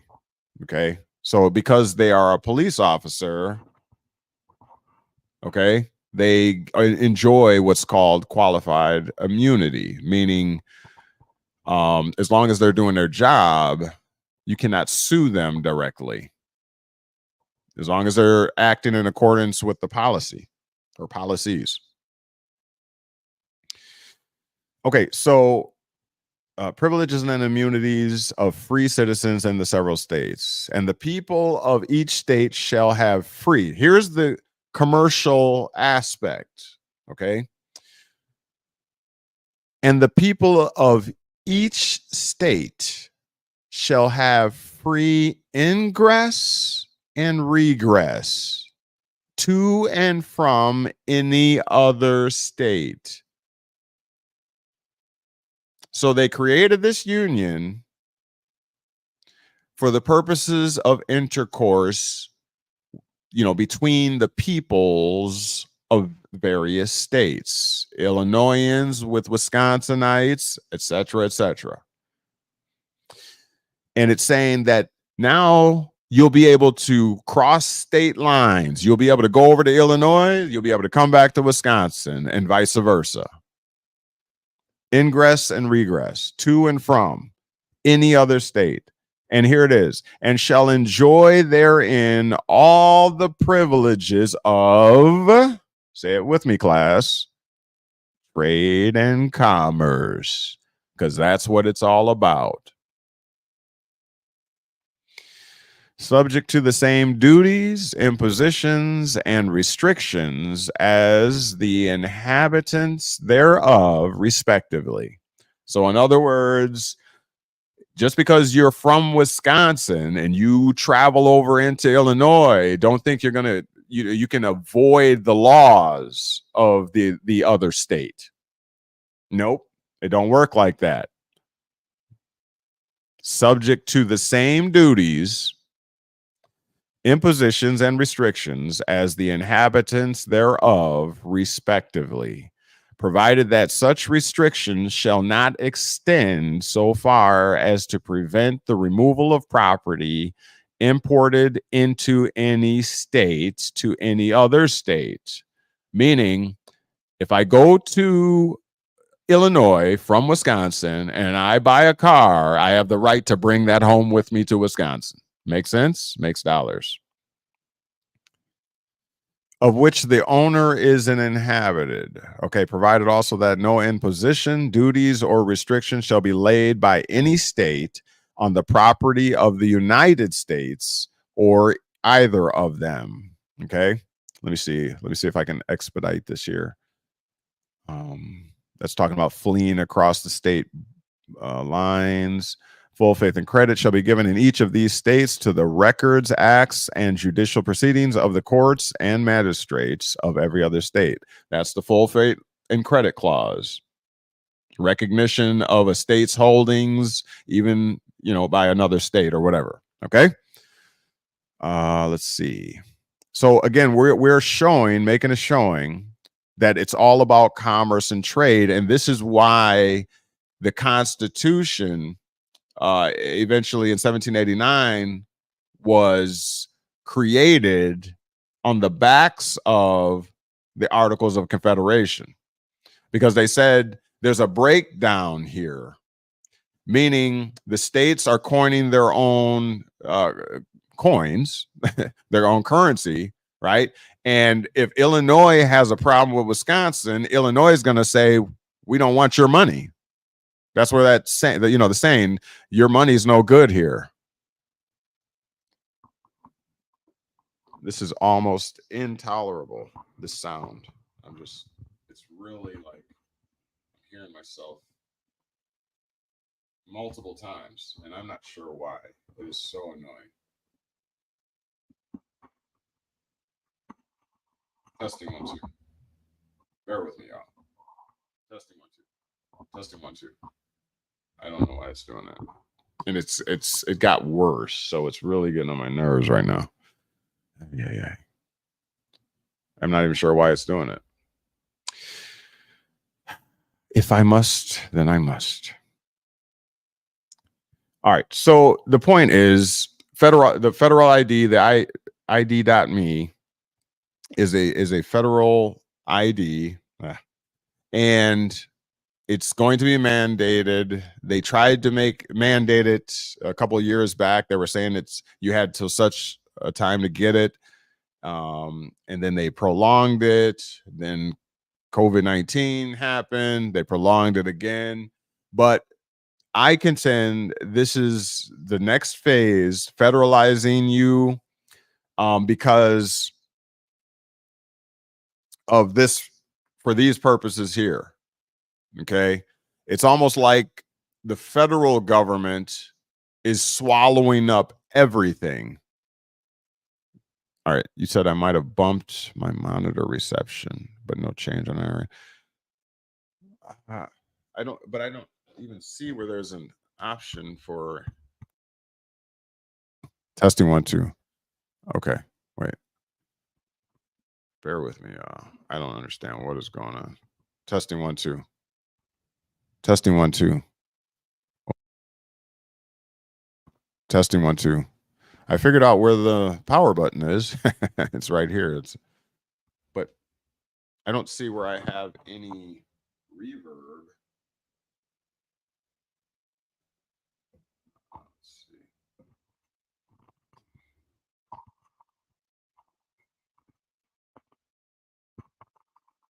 Testing 1 2. Let me see one moment, y'all.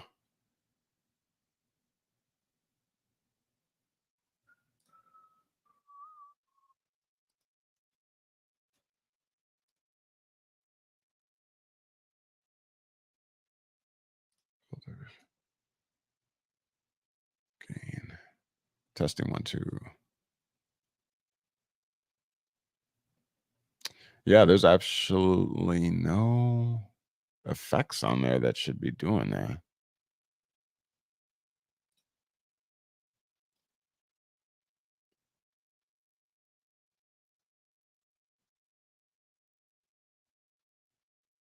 Noise suppression, upper compressor. Yeah, it's because it's very annoying. It's like so distracting. It's like I have somebody talking after I say something right in my ears. It's just so strange. So it must be looping somewhere, but it's literally a whatever. I don't know. I don't know what's going on. It's like somebody is, when somebody is copying everything that you say. I know you guys don't hear it. I hear it in my headset. That's the problem. Maybe I should just not listen to myself. A novel idea. Maybe testing 1 2. Testing 1 2. Testing. I'll try it. I'll try not listening to myself. Okay. I just won't monitor myself. Maybe that'll help me. All right. So, jeez. Where was I at? Let me look at the comment section here. All right. Han Al says, I learned that the word federal means the covenant between man and God. Okay. No reverb here. You may be getting OBS and watching live on an open internet. Where am I watching live? I'm not. Oh, is it the StreamYard? Is that picking up? Because the mic.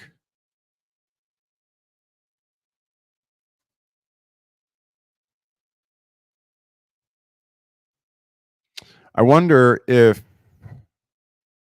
Bear with me, y'all. I apologize. Let me see if I can. All right, so yeah, it has the microphone listed here under StreamYard.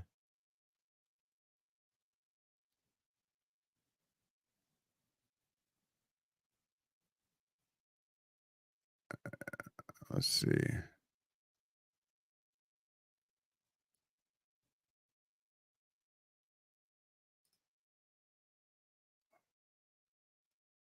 All right.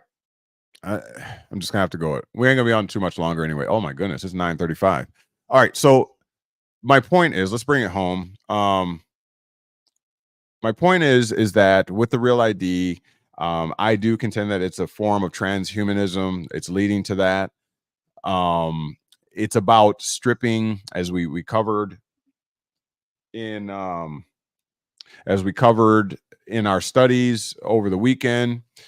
That it's about stripping humans or humanity of their identities and reclassifying or recognizing them into something other than humans. I mean, isn't it obvious? They said that, oh, can't you just see, even with the realization of even with the realization of what William Blackstone has expressed in his treatise, that the reason why they created these artificial persons, right? These legal persons, these corporations, and gave them their own identities, gave them their own legal names, gave them, a lot of the rights that you have as an individual, as a citizen. Now, can't you see that mankind always, as far as government and corruption and all that kind of stuff, they always morph it in. They go longer, they shoot farther, they go faster. It's always a race to outdo the past. And so likewise, I contend that this treatise that they clearly say was an influence upon the founding fathers of the United States.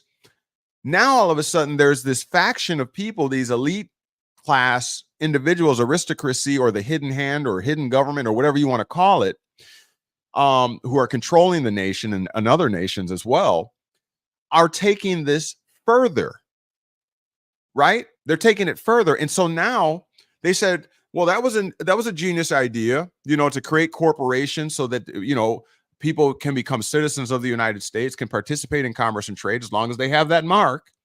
But what we want to do now is take it a step further, right? Because if we can create artificial persons who can have a type of legal immortality, who can have a perpetual succession, then maybe we can merge man and the machine together and create a type of legal immortality in humans, And so can't you just see them somewhere in a dark room, some kind of mad scientist, and they're saying like, okay, in 2025, and this was back, let's say in the 1980s, 1950s, 19 whatever, 30s or whatever, right? And they're sitting like, sometime in the future, we're going to take those legal persons and eventually we'll enact a plan where we will, through transhumanism, merge humans, and we will have eternal life and create eternal life and all that kind of stuff, right? We will put consciousness, the human consciousness, into AI robots and all that kind of stuff. All they're doing is collecting our consciousness in what we share with the AI. They're consolidating every question that you have. So every thought, every imagination, as the scripture says, is now being consolidated into one place. And it's learning all of our behaviors, all of our thought processes. It's a human consciousness. Right? It's being consolidated. That's all that's happening. So again, but they created these artificial persons. So it's almost like they created these shell corporations. How about that? They created these shell corporations is essentially what they did, right? And with the intent of sometime in the future, we're going to actually fill those. They're not just going to be empty corpses. Corpses, we're going to actually fill them with the human consciousness. But we must first collect all the thoughts and imaginations of all of humanity, so that we can fill them with that. So I know that's, but can't you see that? Because they created the artificial persons for commercial purposes. And these artificial persons are the property. Remember, we talked earlier about taking the poke, introducing something that is foreign to your natural system, something that is synthetic, artificial, GMO, and introducing that into your very natural system, and thereby changing you from what should be classified as a human under natural law to something else. Clearly, because there's a mutation there. Right? And somebody has patented the poke or the whatever the serum is or whatever they put in you. Somebody owns that. Okay. So now taking it a step further, okay, if they can do that, right, they can also create artificial persons that are granted through charters of the state. Where do you go to register your entity? Put a license. Think about the VIN number on your automobile. Think about the VIN number on your automobile. Okay. Through that VIN number, the legal system and its laws, the American jurisprudence is able to regulate that automobile. If they didn't put that on there, how do they track that automobile? It becomes something completely different, altogether something different because of that tag on there. The reason that works that way is because, remember, it's an artificial person, the state, the government, artificial person, right? And so how does the artificial have any parity or find parity with that which is natural? It doesn't. Remember, the natural has to stay on the natural side and the artificial stays on the artificial side. The House of Representatives has recognized that they are not one and the same. They are distinguished from each other. I've shown you that multiple times. So they don't coexist. All right. But there is a bridge. There is what's known as a legal link. There is citizenship. Citizenship, the definition of citizenship is the legal link that connects you, a human, to the state, or connects an individual to the state, to be exact. You see, there has to be a connection. Without the connection, the human, the natural, cannot have parity with artificial things, artificial persons. It just doesn't happen. It's not supposed to happen. Right? What fellowship hath light with darkness? It doesn't. So again, to the point then, that the thing that links that automobile, which is otherwise just a hunk of metal, plastics, cloth, and rubber, right? That's all it is. How does it become part of the legal system? It's through that number. Because guess what? That number becomes registered. It becomes registered property of the state. That's how. Because numbers can be digital, just like fiat currency, right? There's only, at the time of my research, there was 11. Let me get it right.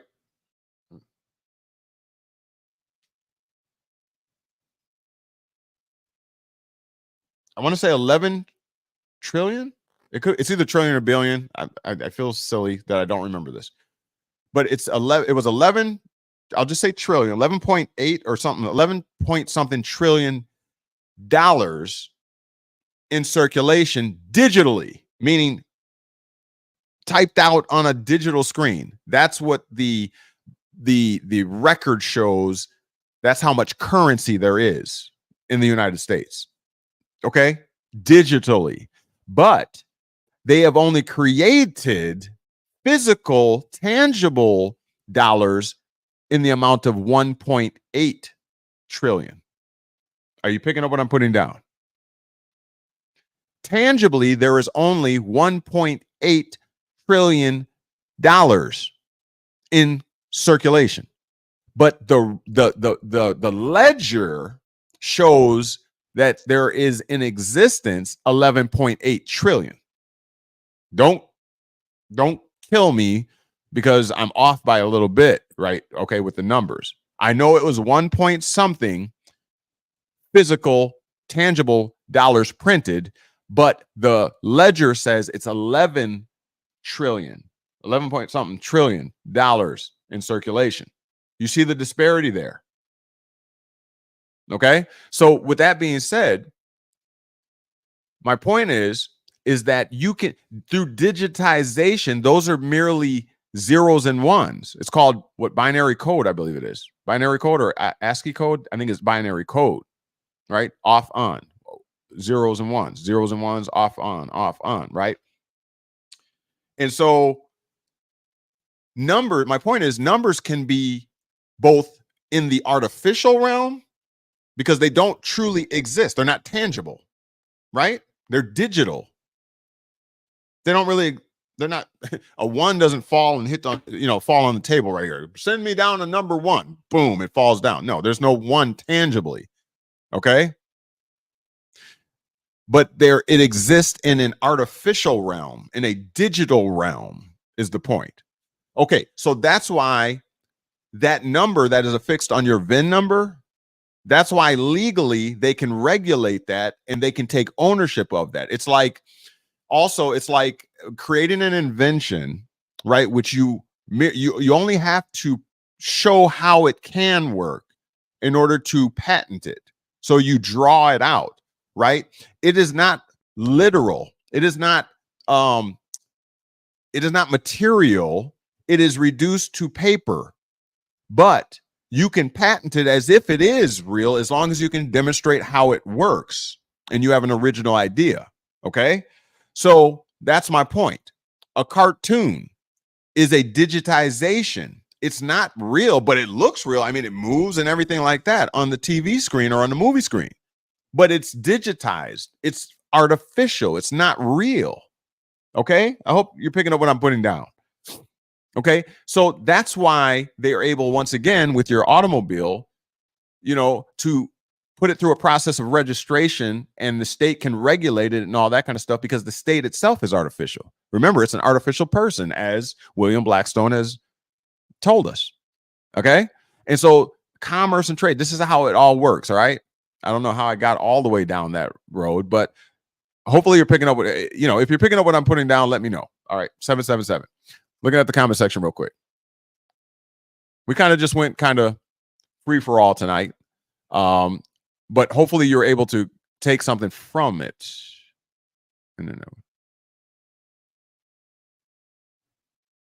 Okay. If you have your StreamYard browser unmuted in the internet window.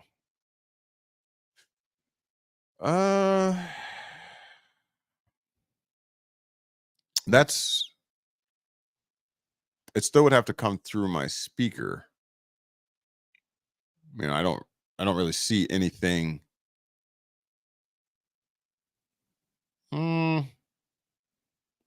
Like, if I mute right now, can you hear me? I'm going to mute it real quick. Tell me if you can hear me. If you cannot hear me, put a 0 in the chat. Ready? Here we go.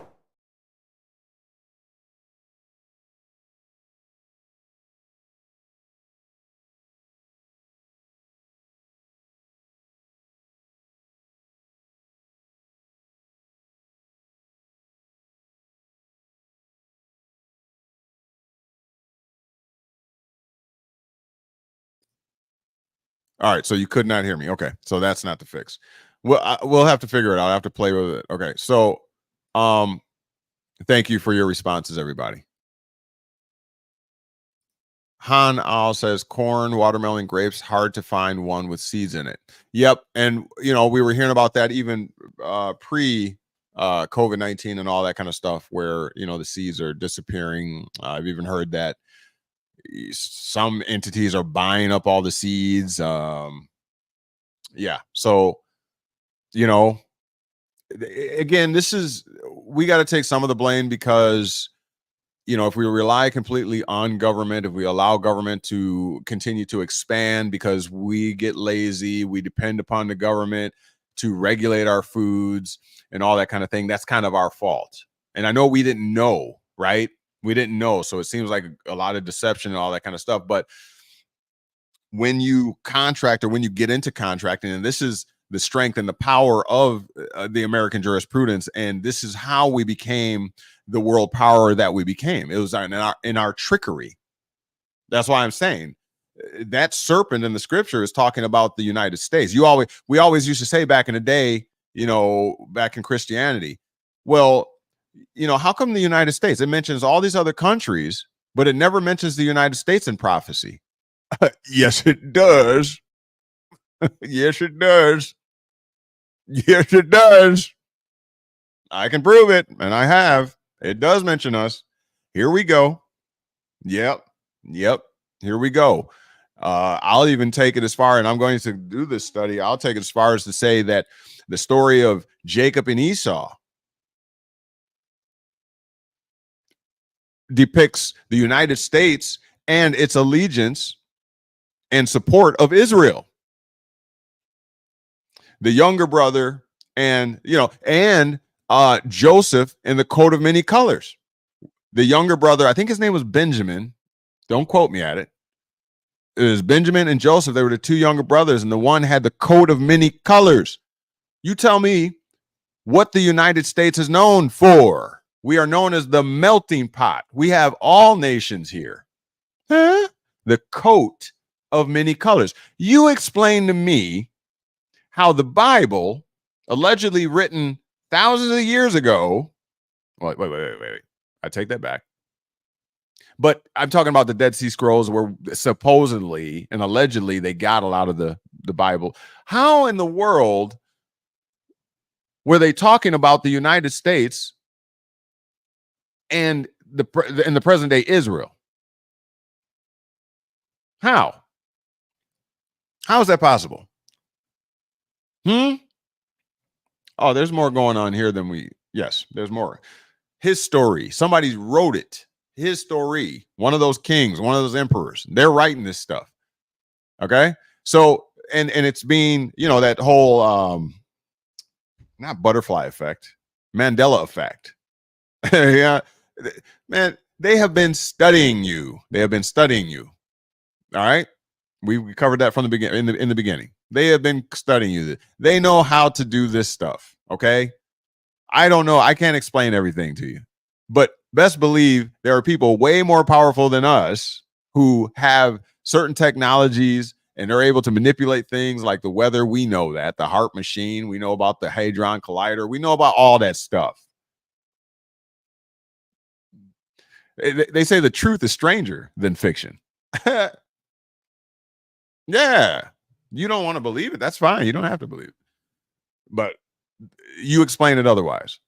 Huh? How is all this stuff happening? So, yes, Benjamin and Joseph, the court of many colors. The United States is Joseph, symbolizing Joseph, right? The second youngest. Huh? The second youngest. Where does the United States stand? The second youngest country, second to who? Israel, the younger brother. Man, come on now. Get out of here. Forget about it. All right, corn. Yeah, okay. So Joseph Henson said, "Thank you, Han Al, for that knowledge regarding federal, which led me to reading federal headship, Hebrew word berith, Latin words foedus, operum. I have some reading to do. Awesome. Yeah, come back and share with us. Definitely. All right. Let's see what else. So so the real ID is the federalizing of the citizenry. Um, we covered the Articles of Confederation. This is where it stemmed from, forming that union so that they can improve upon the commerce, and that there would not be any breaks or seams in commerce. Commerce needs to go on perpetually. Okay, I guess that's the word or the term for the evening. Perpetually. It has to. It must continue. Without commerce continuing, the American experiment, or the United States experiment, excuse me, goes bye-bye. That's why they can't take people messing with the currency. That's why people like Gaddafi and Saddam Hussein and all them, Libya and all that kind of stuff, because they were interrupting the world reserve currency. They were refusing to deal in it anymore, and the rest is history. Anybody that does that, you do not affect commerce and trade. Okay, that is the lifeline. That is the lifeblood of the U.S. Okay, and so commerce is everything. Commerce is everything, and again, you must have that mark.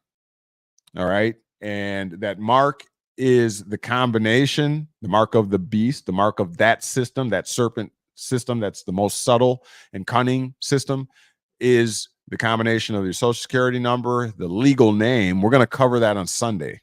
We're going to cover the mark of the, specifically the mark of the beast, how you got it, why do you have it, how they constructed it. We're going to cover that in detail this Sunday, 11 a.m. Central Standard Time. So you don't want to miss that. We're going forward with our study. All right. Any questions, get them in right now. I think we've been on long enough. 2 hours and 20 minutes. All right. I got to get to sleep. Got to be up early. I really appreciate you all for your support and for being here. I got to work on this microphone. I will get this thing worked out. Let's see if it's still doing it. Testing 1, 2. Yeah, it's still doing it. I will get this thing worked out. I apologize. Thank you for your patience. And any questions before we go?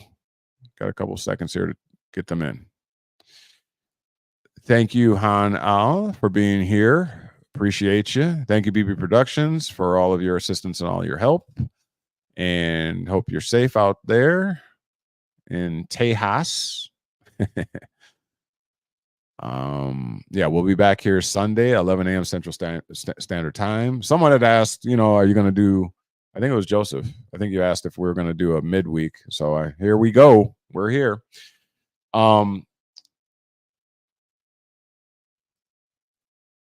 Yeah, so politics, the science of government.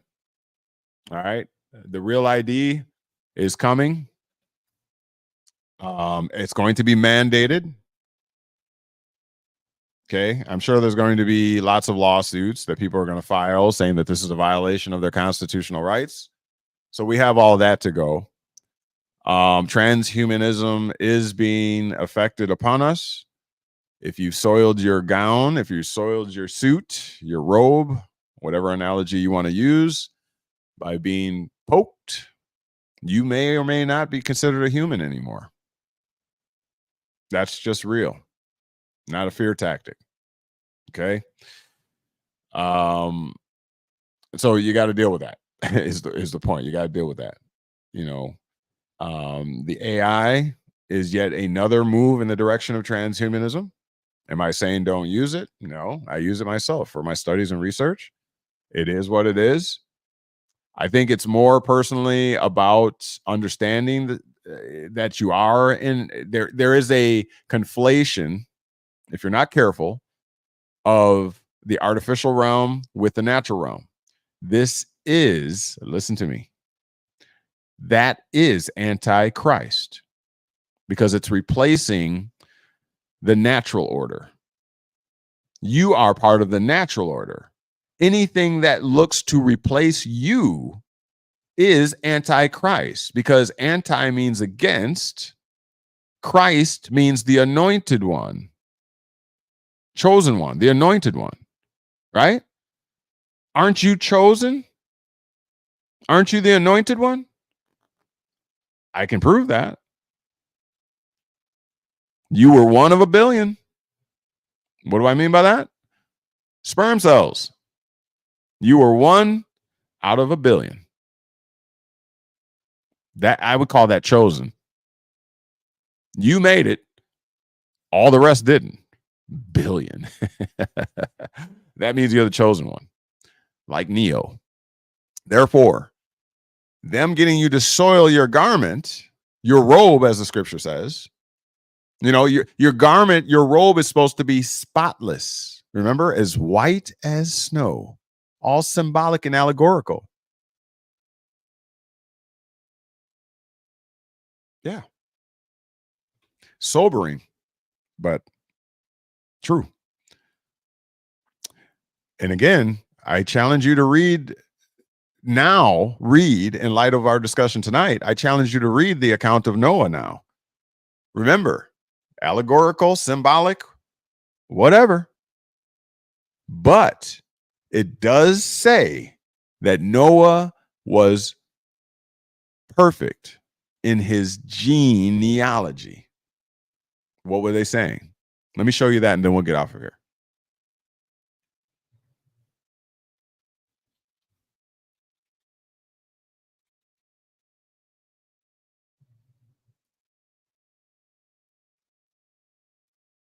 It's in let me take this out. Yeah. Freaking echo. Let me show you.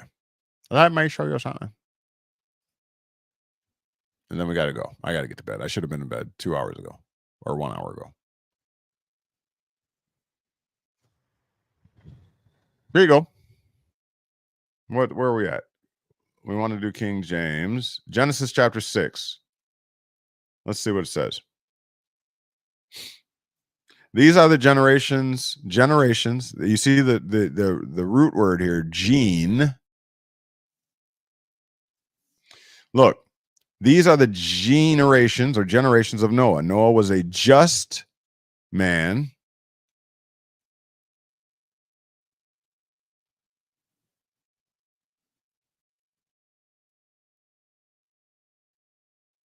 Okay. Noah was a just man and perfect in his generations. You see that? And Noah walked with God. If you apply the things that I've been teaching on the last couple of weeks, or at least last week, Sunday, look at the key words and key terms here. God is the source, the nature, the natural law. Okay. So Noah walked in nature, is what it's saying, in accordance with natural law, not man-made law, not artificial and legalities. That's what it's saying. Noah represents a human being. Look, these are the generations, the genes. He was just and perfect in his gene, meaning he had not been tainted. He had not soiled his garments, his robe. He was not spliced. He was not poked. He kept himself pure. And because of that, he walked in nature, is what it's saying. Okay? And, you know, in closing, if you go further into this story and into the Apocrypha, you'll learn that the claim is that the reason for the flood, okay, the reason for the flood was to purify the world from what? Those who had not been perfect in their gene. Those who had mutated and allegedly, right? They talk about the Nephilim, which were the giants that were created from what? From the fallen angels, or the angels, right? Having sex or intercourse or doing commerce with the son, or excuse me, with the daughters of men. And that resulted in these giants. Now, again, mythological. Okay, that's mythological. It's allegorical. It's representative. Really, the elitist, the sons of God, whatever. Those who we deal with today are the elitists, the sons of God. Okay, they made themselves into these. Everything has a myth to it, right? The Greeks and the Romans were famous for that, right?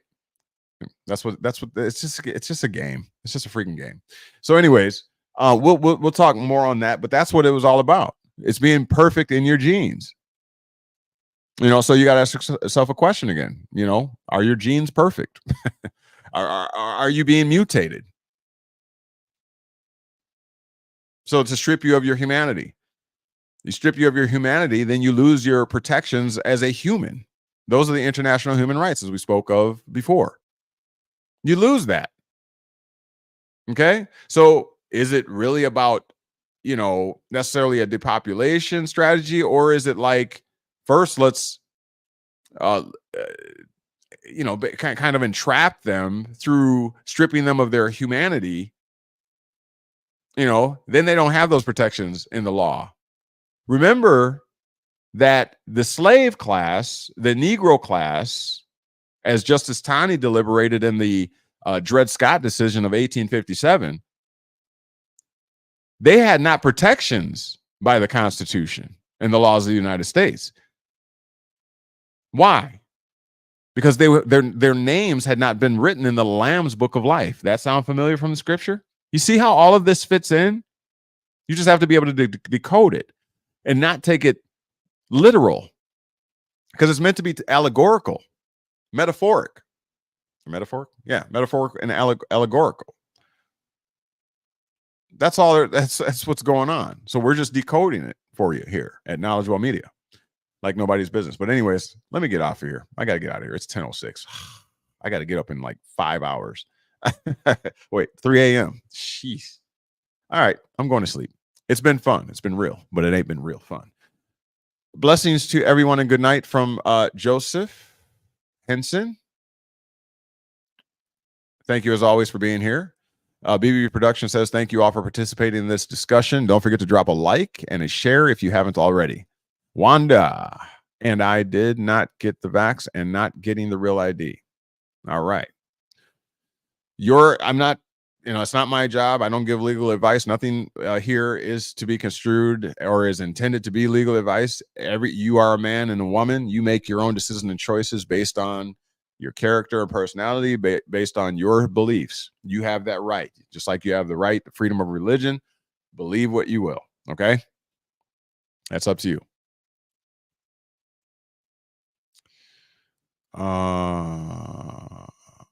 Okay, Joseph recommends I find some slow breathing, exercising, filling diaphragm first and then stomach. Intaking through nose and exhaling through mouth. You look tired when you are driving a video. Oh, I am. Yeah, I do. You're right, Joseph. I'll work on that. I will. We'll try to find some more viewers. Got my wife to watch a second time. She is sharing with her children. Oh, I really appreciate that. Thank you. Thank you. Less than five. Less than five. What viewers? It'd be like that. You know. I'm called to do what I'm called. I'm chosen to do what I'm doing. So many are called, few are chosen. And for people that don't find these truths, I don't know what to say. I'm here. I'm pouring myself out. So it is what it is. BB Production says, live in love and light. Wanda Noel says, awesome teaching. Thank you very much. I appreciate that.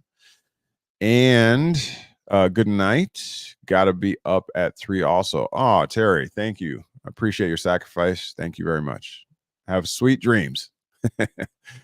And BB Production, 5 hours. Okay, less than 5 hours. Yeah, as far as me getting up. Yep. Nah, viewers were up to 10 at one point. Okay.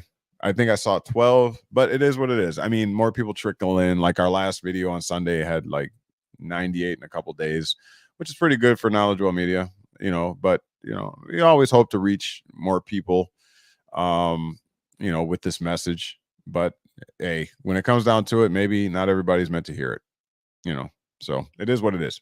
I know I'm doing what I'm called and chosen to do.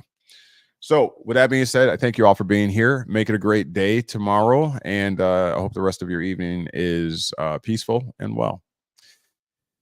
And we'll see you back here Sunday, 11 a.m. Central Standard Time, unless we have some breaking news or something like that, where I need to break in.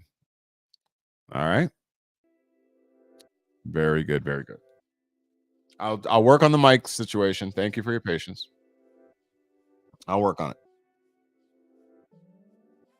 All right. I'll let you guys go. Thank you very much. Love you all. And now you've been made free. The question is, what are you going to do with it? Talk to you soon. Oh, I got 2 more comments here. Let me see what's going on. BB Production says you're doing a great job. And Wanda Noel, much appreciated. Stay safe, peace, and blessings. Blessings to you as well. We'll talk to you soon. Peace. Bye.